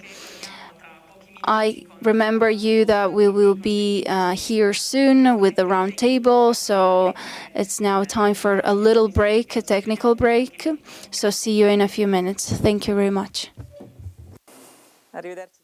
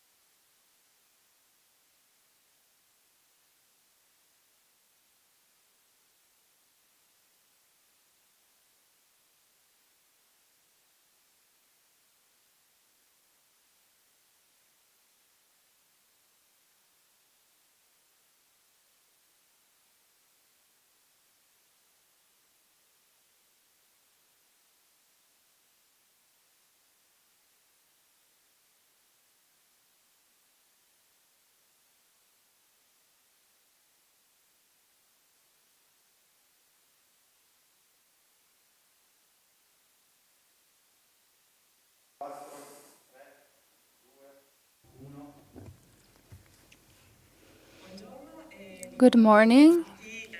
Welcome back to this session 2 of this day dedicated to the safety and security communication. We heard the interventions of many others and we focalized on managing of big events. Now it's time to focus on another topic, and we have some new hosts with us in the studio that will participate to this roundtable focused on communication. I will present themselves very rapidly. On my left-hand side, Laura Ferraris, Deputy Prefect. She has a very long experience, and she works for the territorial office of the government in Torino. She worked with the local entities for the local security. Today, she will give us a very important contribute from this point of view, a point of view which is supported by a long year experience. In the middle, we have Marco Gabuzzi, Assessor for Civil Protection Regione Piemonte for the transports, soil defense, and the organization. So he contributed a lot, and the responsibilities is very high. He has a lot of experience in the Asti region, in the area of Asti, So he will have the possibility to talk about his concrete experience on local administrations. Then we have Alessandro Galavotti, Chief Editor of ANSA Piemonte, the National Press Agency of Piedmont, which coordinates the organizations of Piedmont and the Genoa. So we have here different parts of the most important media institutions. So we hope that this will be a very nice occasion for you to get informed about the topic. I remember you that you can follow the live session both in English, French, and Italian on our Pacte Sura website. We can start our roundtable, so I now leave the floor to Laura Ferraris, who's going to explain the communication towards the public experience from an institutional point of view. Thank you very much. We've seen that the experience in this field is very long. I mean, my experience. So I've also had the possibility of learning and studying the communication on field. It is a great pleasure for me to hear this introduction, which has focused on civil communication. This is a fundamental topic, and I really want to underline this aspect. This concept was part of the 2000 year, and the administrative organization is very important for the citizens. The decisional-making processes are important, as well as the Law 50 in the 2000. What does the communication with the public means? This means that the public administrations is not referential anymore. And it is also very important to see all the evolution, but that's not the right time. And we can also focus on the fact that the regulations want to focus on the strengthening of trust towards institutions. This is something that I will re-mention during this round table. With the regulation, we introduce a new criteria. The organization aimed at the institutional communication in emergency or crisis situations. What does this mean? This means that the institution must independently, this means with an internal organization, and with the other organizations, the aim is to create protocols, behavioral protocols, but also written protocols. It is for me a great pleasure to have a political representative today with us. He plays a major role, and then it is a great pleasure to have here a media representative. Two elements which are crucial for a good communication. What's a good communication? It is an efficient communication. But in order to arrive to an efficient communication, we have to create a peaceful atmosphere, and we have to be aware of the fact that there are different levels of communication, both on a subjective and on an objective level. The subjective elements are, for example, the press communications, the interviews, or, for example, press conferences again, briefings, and but what are the new tools? Those tools that we used in the year 2000. These new tools are digital and social media tools. In order for a communication to be efficient, we have to be aware of the subject that create a communication, so the subjects, and the addresser of the communication. An efficient communication must have some important aspects. But of course, the communication, which has to be rapid, it must be very clear. The public administration that is doing a administrative communication must be aware of what's the message that is conceived by the hearer from the people who is getting this information. It is important to verify the perception of the message. I'm referring to an important aspect, and this aspect is the risk assessment. The risk assessment has serious consequences on the management itself of the risk. We can have a panic reaction, or we can have another negative reaction, that is, we undermine the reaction. And this influences a lot the risk assessment.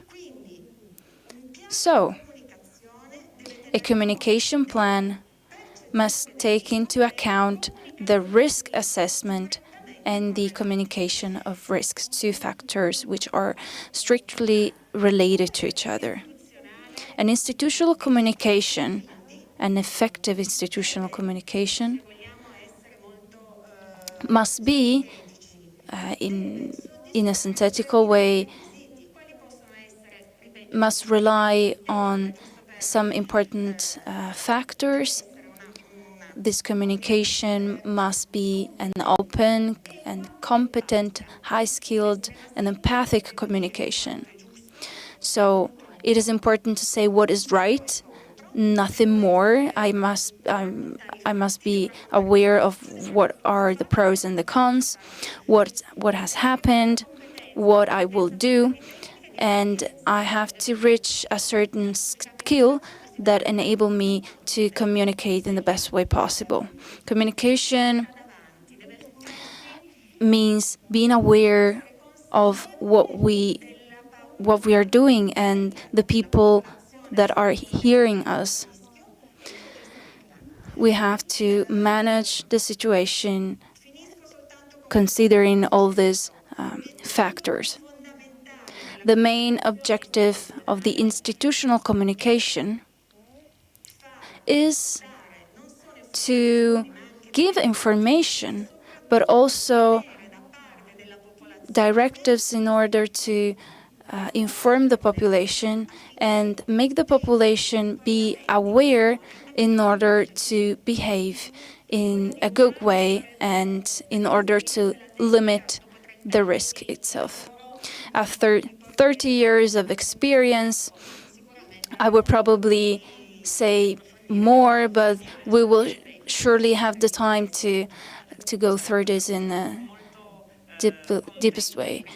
I'm very happy with this synthetic speech because you've talked about very important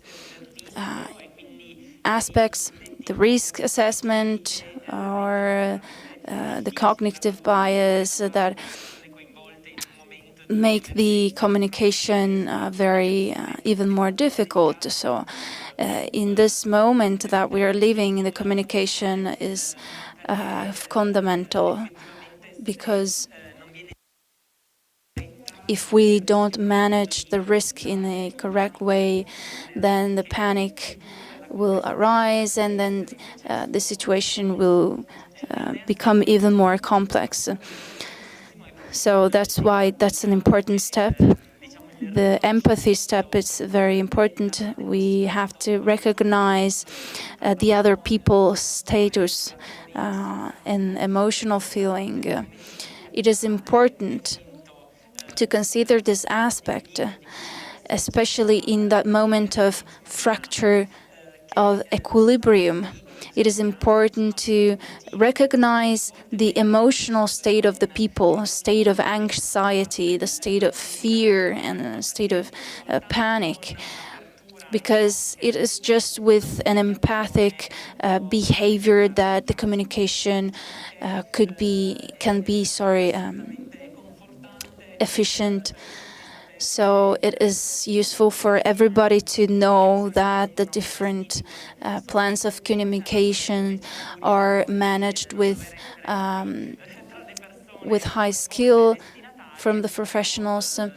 But then it is very important to build together a concrete, practical, efficient model that relies on precise competences. That's why I would like the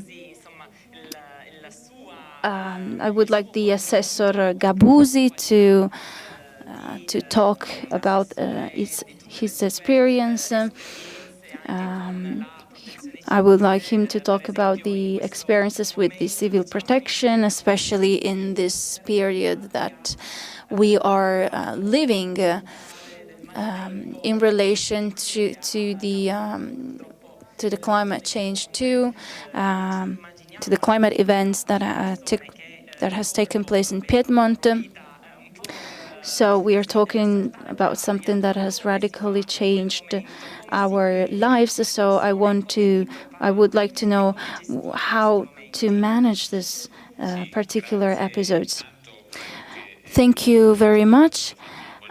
I think that you have made a very great point, and also Laura Ferraris has made a very nice point. We will talk about communication with the population, but I would like to take a step back.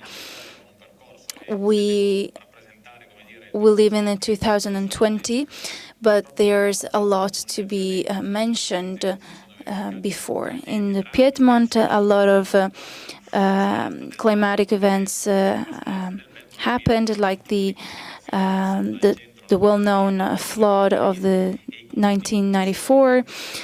So we had to face the situation in the best way possible. The damages have been a lot in the municipalities of Asti, Alba, and that's why from a negative point, yes, we have developed a common feeling after the birth of a civil protection program. Here we can talk about a loss of communication in the year 1994. The theme of communication is an issue which is strictly related to social media, which is constantly evolving, and it evolves differently according to the moment in which we have to face it. As the Deputy Prefect has said, we have to maintain a certain attitude against this issue. During these months, we have experienced a lot of emergencies, like the COVID-19 emergency, which has put into discussion our systems, but also the flood that has taken place during the last weeks. We tried to manage the civil protection programs. We tried to understand the alarming major points. And then we talked also with the people in order to try to understand the major risks and the needs of the people. So we really tried to do our best. We tried to ameliorate the whole situation, the alarming situation. We adequated to the modern reality, and we used social media to do this. It is important to transmit a message which which can make the people feel more safe.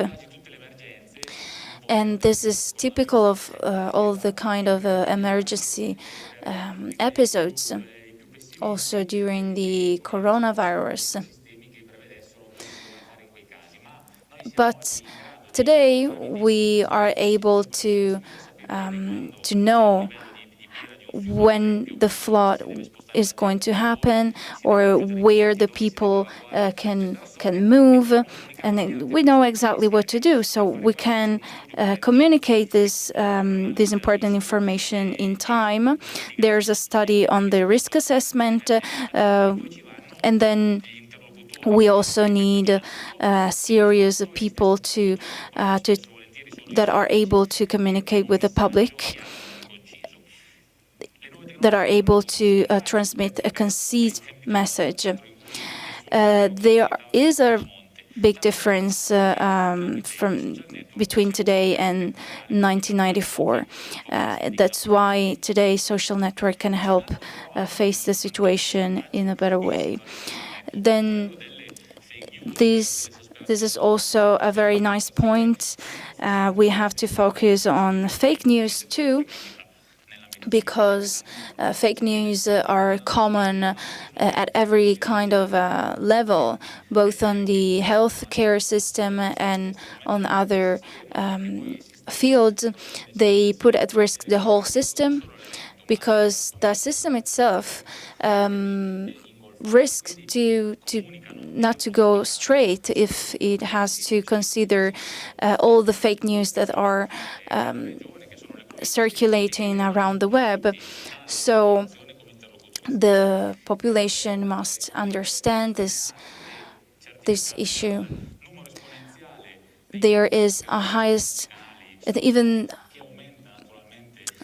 number of infections is even more higher, and these systems, these tools, allows us to communicate with the public, so that the people knows exactly what is going on, and in order to avoid threats from the communication.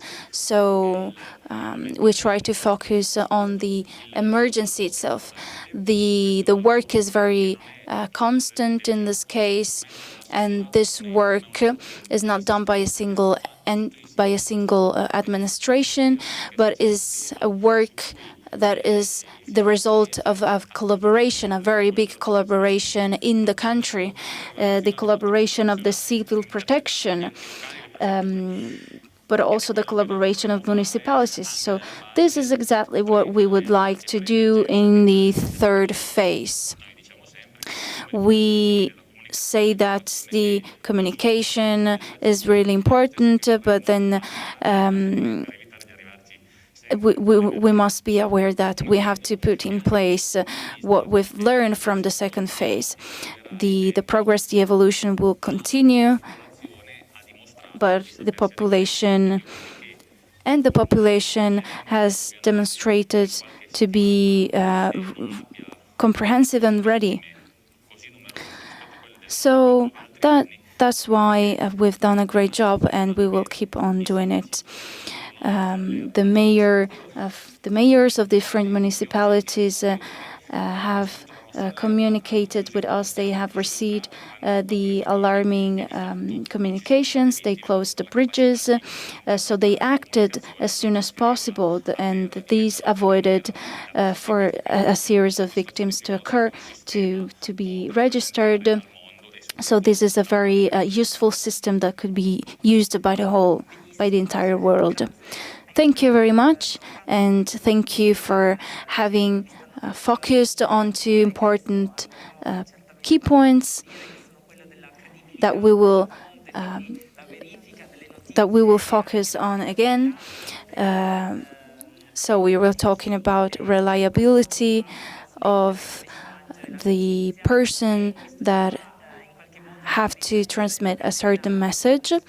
So here we can mention the reconstruction chain of the information, because we know that fake news are one major issue of today's world.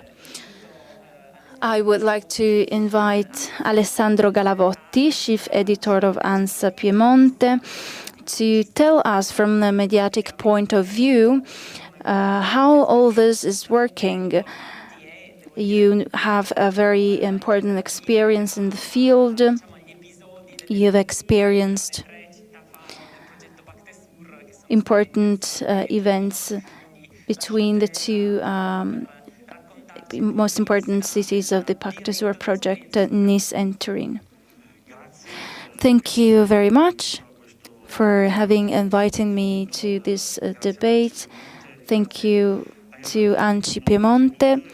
Thank you to the speakers. I would like to focus myself on the ANSA organization. So ANSA is one of the first organizations that operates in the field, and I would also like to talk about the work that we do every single day in the year. It is a very difficult work, because we face important climate events like the flood that happened in the Piedmont. Very often the alarming situations start during the night, but then even if that's difficult, we always try to do our best. We have 2 offices in Italy, one for every region, in every province of the region itself, and then we try to be present both in Italy and in the world. We have 90 agreements, international agreements with the institutions, and we have institutions that collaborate with us to do our work in order to give the basic information. 80% of the journals that we are used to read every single morning are made with the material of these agencies. So which characteristics should this information of the ANSA be important is the information should be exhaustive and complete in itself. It is often very difficult to combine these elements, especially in the web and in the internet world. In today's world, everything is more and more fast. So testing a certain certain news is it's becoming even more difficult. So we tried to have constant relationships with official sources like the prefecture or the Piemonte region, or also with other organizations in order to understand if a certain information is true or false. And then another important point of our job is to recognize the role of the social media. They deleted the interaction that we used to have, because now the user can directly read something on a social media. But what is important is that the user must be able to distinguish whether an information is true or false. I work with the ANSA Piemonte, and I've been working with this organization for more than 15 years. I worked in Torino, I worked in Rome, but also in the Liguria region, in the Emilia-Romagna region. When a lot of problems occur, I also worked in Milan. We can remember the 23rd of February when the ANSA communicated the first infection of coronavirus, what is known as first case of coronavirus. After a few years, I had to go to Milan in order to work on the issue on this occasion. A lot of people say that I'm not a very good point for the positivity of a place, but it's not because of me that negative events occur. I personally try to deepen my knowledge of the territory in order to be able to tell what is going on in a certain area. So that's basically the work that I've done in Genoa, and I can tell you that it wasn't really easy to tell what was going on. A lot of people were calling the ANSA agency, and the first calls that I've personally made from Genoa in order to understand what was happening, I was told completely different things. So this capacity of sharing knowledge with the sources can be a very strong point for us, and this is very important to understand the real dynamics of the situation.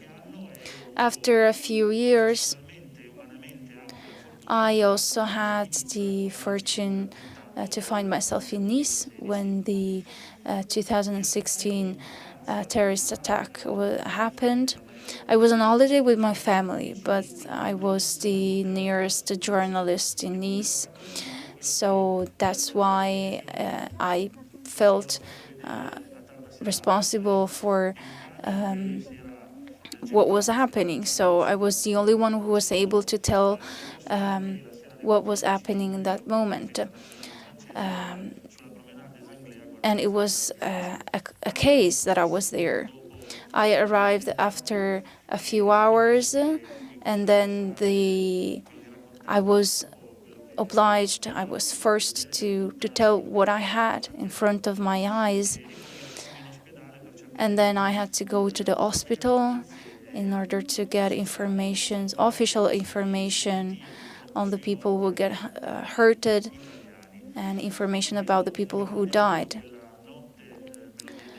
I was helped by the French government, by the local administration. During that night, I was, lucky to receive their help, and that's what enabled me to give information on the web. On the web, this is our role, as we are part of the ANSA Piemonte, and we also work on a website which gathers 280,000 pages on the internet. The followers are also very numerous. So Nice was an event that what happened in Nice really influenced the whole history of France. But what characterizes our information is always the same element: verified and certified information. It is a slogan that makes us understand the importance of the agency. 3,700 pieces of news per day, so thousands of pictures every day. This is a very important commitment, so we commit ourselves everywhere. So, for example, in politics, economics, and so on. This is a kind of fil rouge. This is something that is going on together with COVID-19. We've been in an emergency situation for many different months. Actually, we don't know when this emergency is going to end. It's not easy to get oriented, to get your bearings amongst all the different experts or all those who pretend being experts. So we need to be really focused on everything that we release. And here we got also a different question. This is the ethics of journalism. So we'd like to write news in a very accurate, appropriate way. We write titles that do not generate any alarmism. So this is something that we heard before by the previous speakers. These kind of titles need to convey the readers the facts that really happen. So the personal emergency that really impacted me personally was on the 2nd or 3rd of October 2020. In that case, the regional alert worked very well. I'm not saying that because the regional councillor is here and this is also responsible for civil protection. No, just because I was the one writing about these topics the days before. They were talking about the orange alert in Piedmont, so that was a very high level. And then, unfortunately, it really took place. In that case, the capillarity of this agency press, together with the local police forces and the mayors, and also with the region Piemonte, were able to, of course, to narrate about the things that would happen. So during the night, the very first news were then released at about 2 a.m. and we gave them a continuous information flow until the end of the emergency. And so then with all the different damages that we saw the following day. So let's say that the process need to be based on three fundamental aspects, so exchange with all the forces on field, the verification of reliability of different sources, and the narration, so the way we convey the final users this news. This, of course, the tip of the iceberg of this a kind of process, something that is quite interesting for all those who do not have an insight of news on press. So I would like to thank you very much for this particular insight, and I think that we see here a lot of experience on field, but we have to also to understand if on practical facts we can do something else. So, Mrs. Ferrari, so you were also the extraordinary director of the Veneria Reale. So you saw also the COVID-19 emergency, and we can also then really then understand that this is very important to perceive the danger, the risks, and also then the check on news from the point of view of institutions and from the point of view of the authorities. Are technologies really helping us? How do we manage this process? How do you manage that? This is a very experience for our society. Thank you very much. Thank you for the question. This is a very particularly important, not only from the professional point of view, but also from the personal point of view. I was able to manage an extraordinary situation. And as the councillor was saying, so we came to this situation totally unexpected, without having any certain news. Well, there were certain news. There were certain pieces of news, but it was not easy how to manage that. Excuse me, Mrs. Ferraris, we just need just a very short technical break for a small technical problem. We'll come back to you in a very little time. Thank you.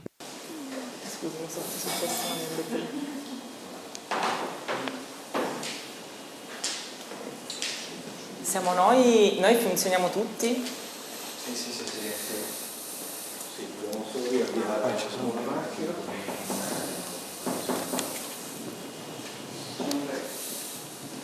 Sì, siamo fermi. Tanto siete qua, no? Siamo fermi un attimo.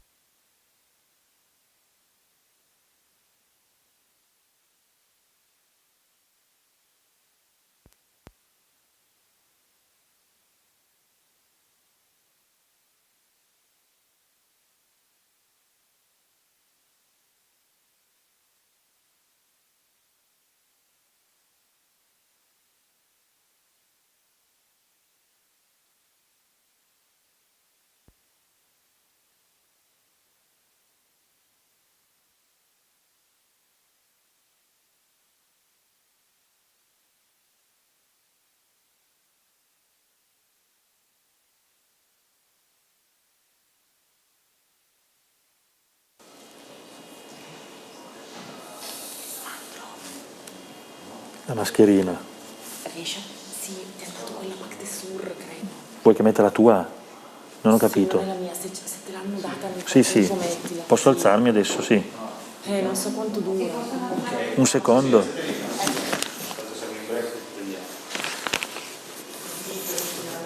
Sì.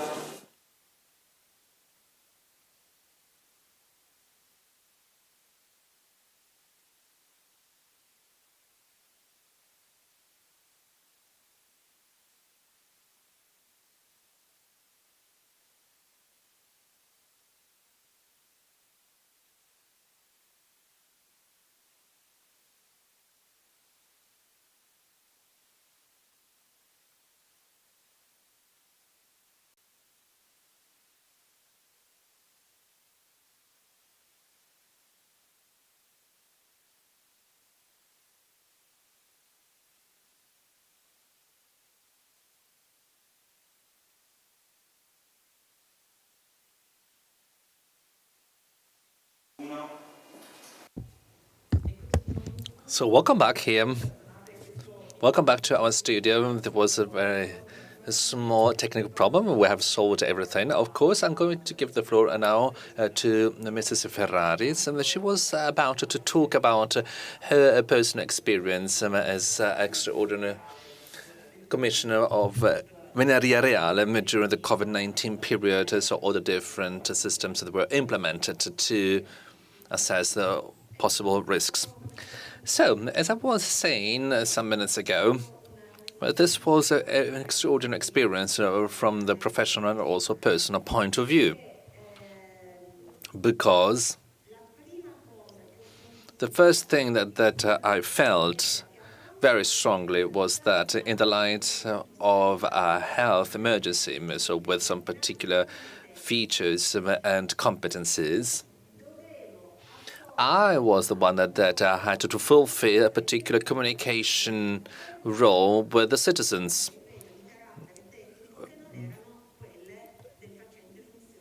And of course, then I had, of course, some technical tasks to fulfill that were not the ones in the hands of the administrators. So I had to communicate our citizens some important news, some important information. The mayor normally has this kind of role. Normally, I have a technical task. I'd like to also to remind you that when they asked me about this experience was particularly long because elections were put off. They were to take place in May, and they took place then in September and October. I always say that the most sensitive part was the institutional communication. So to give certain information,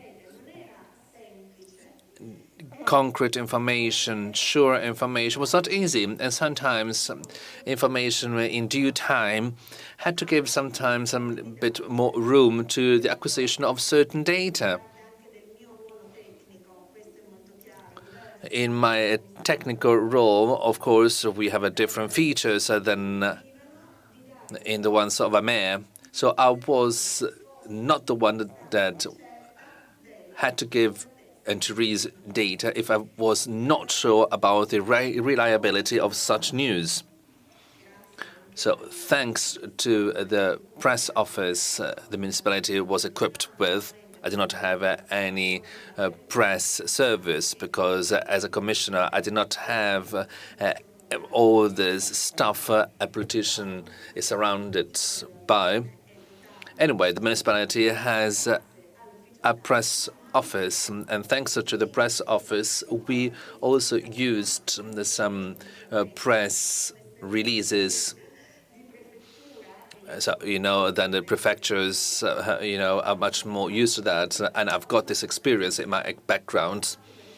But I have to say that I had to use also the social media and social networks. It was hard for me at the beginning, but I used the internet, I used the website, and I had also a Facebook page owned by the municipality. My question was, how can a public administration, so a public institution, perceive risks? Well, the answer is there are many different ways. The first one is the one that the journalist was referring to, Mr. Galavotti, which means the communication among institutions, among different stakeholders and journalists. It's very, very important to have an exchange, a constant, a consistent and regular exchange. The other possibility is the press office that is checking on different reactions on social media, and then you make a summary. How can you fight against it? I have only a tool. For me, the information source must be institutional or might be a stakeholder that is responsible for such news. If I'm not certain, as a public institution, I'm not going to release any data, any elements, any news. Very quickly, referring to the time framework in the past, I remember. So remember, for example, the 1994 flooding. I remember how sad it was to say the number of victims. It took us time, but I remember those times because, institutions did not want to release wrong news. It's hard to release bad news and wrong news because this can create mistrust, what I really felt in my experience in the municipality, in the city of Venaria, where I was relying on this trust that the citizens then had towards me. This was for me essential. Trust is essential when you are communicating. Both parties need to base their communication flow on a common ground. So trust, reliability, constructive relations. As we were saying this morning, so we can generate a kind of positivity in an emergency in order of tourists entering in the Langhe or maybe in the Cinque Terre, and they do not have to perceive risks sometimes, but they can be reached anyway only through the phone cell. This is the evolution, which is the last step of our alert system for the civil protection. Of course, this is going to be then the last one in the future because the technology is going to further develop its systems in some years. So we're going to talk about something else. But I think we can be really quick and we can really cover 100% of citizens because we are using the cell phone, the mobile phone, which is, of course, the most spreaded tool. We can see that from child to ladies, to seniors, to people that are 90, 95 years old. So we can really identify the highest number of citizens. So we can transform this experience that we have in this years on a capillary territory.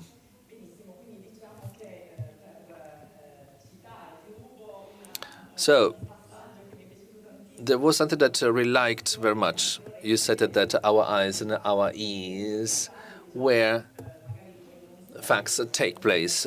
So you're not going to be exactly where facts take place, but you are going to be there somehow. You cannot be everywhere and anywhere, but let's say that you're going to be able to inform everyone in due time, and you can be people's ears and eyes where the emergency is taking place.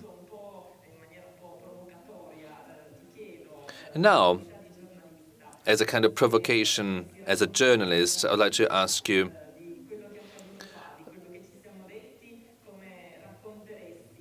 so according to what we just said, how would you tell people, how would you then tell people that, we have particular hopes for the future?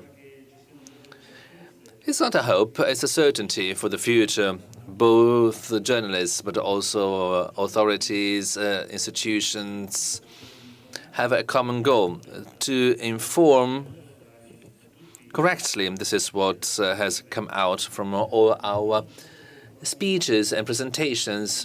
I agree with Mrs. Ferraris when she says we don't want to give and release wrong news, because I know exactly what means to release a wrong piece of news, and this can have very wrong consequences as well.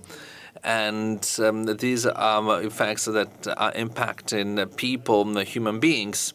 Of course, journalists are sometimes a third party, so they are narrating things as a film, as a movie, and we cannot do that in a different way, because otherwise we would lose our objectivity in narrating our facts. I'm not conceding that in Nice, the day after the terrorist attack, I had also some problems in narrating things, because I realized what had just happened we are trying to become impersonal in order to release the news in the right way, in the most correct way. Because if you come back from some wrong news, well, I'm not saying this is impossible, but it's almost impossible. It's better to wait for an extra minute before giving some wrong news.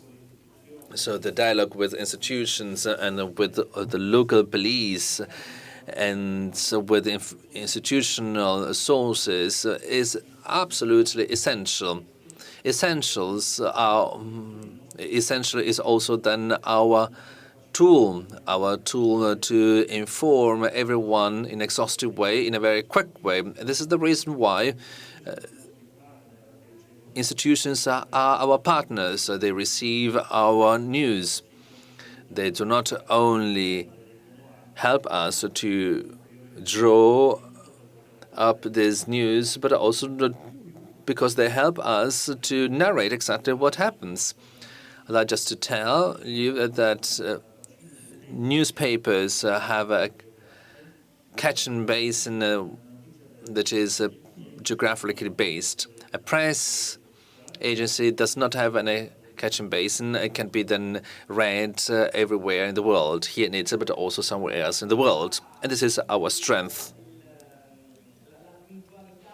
Actually, so your precise presentation and also the precise presentation of the other speakers this morning have encouraged me, because I heard communication today meant as a kind of a social sharing for knowledge for everyone.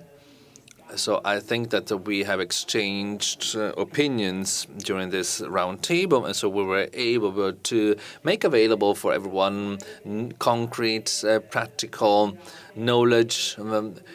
This is a kind of aimed and also encouraging knowledge. This is quite important. This is quite comforting for other people that are on the other side, just like me. I receive messages and information from media, from institutions. So we talked about trust. I'm really happy, and I'm much happier now because I know that everything is managed with skills, with competencies, and everything is particularly useful for communication for citizens. I'd like to thank you very much for your contributions this morning. This has been particularly precious.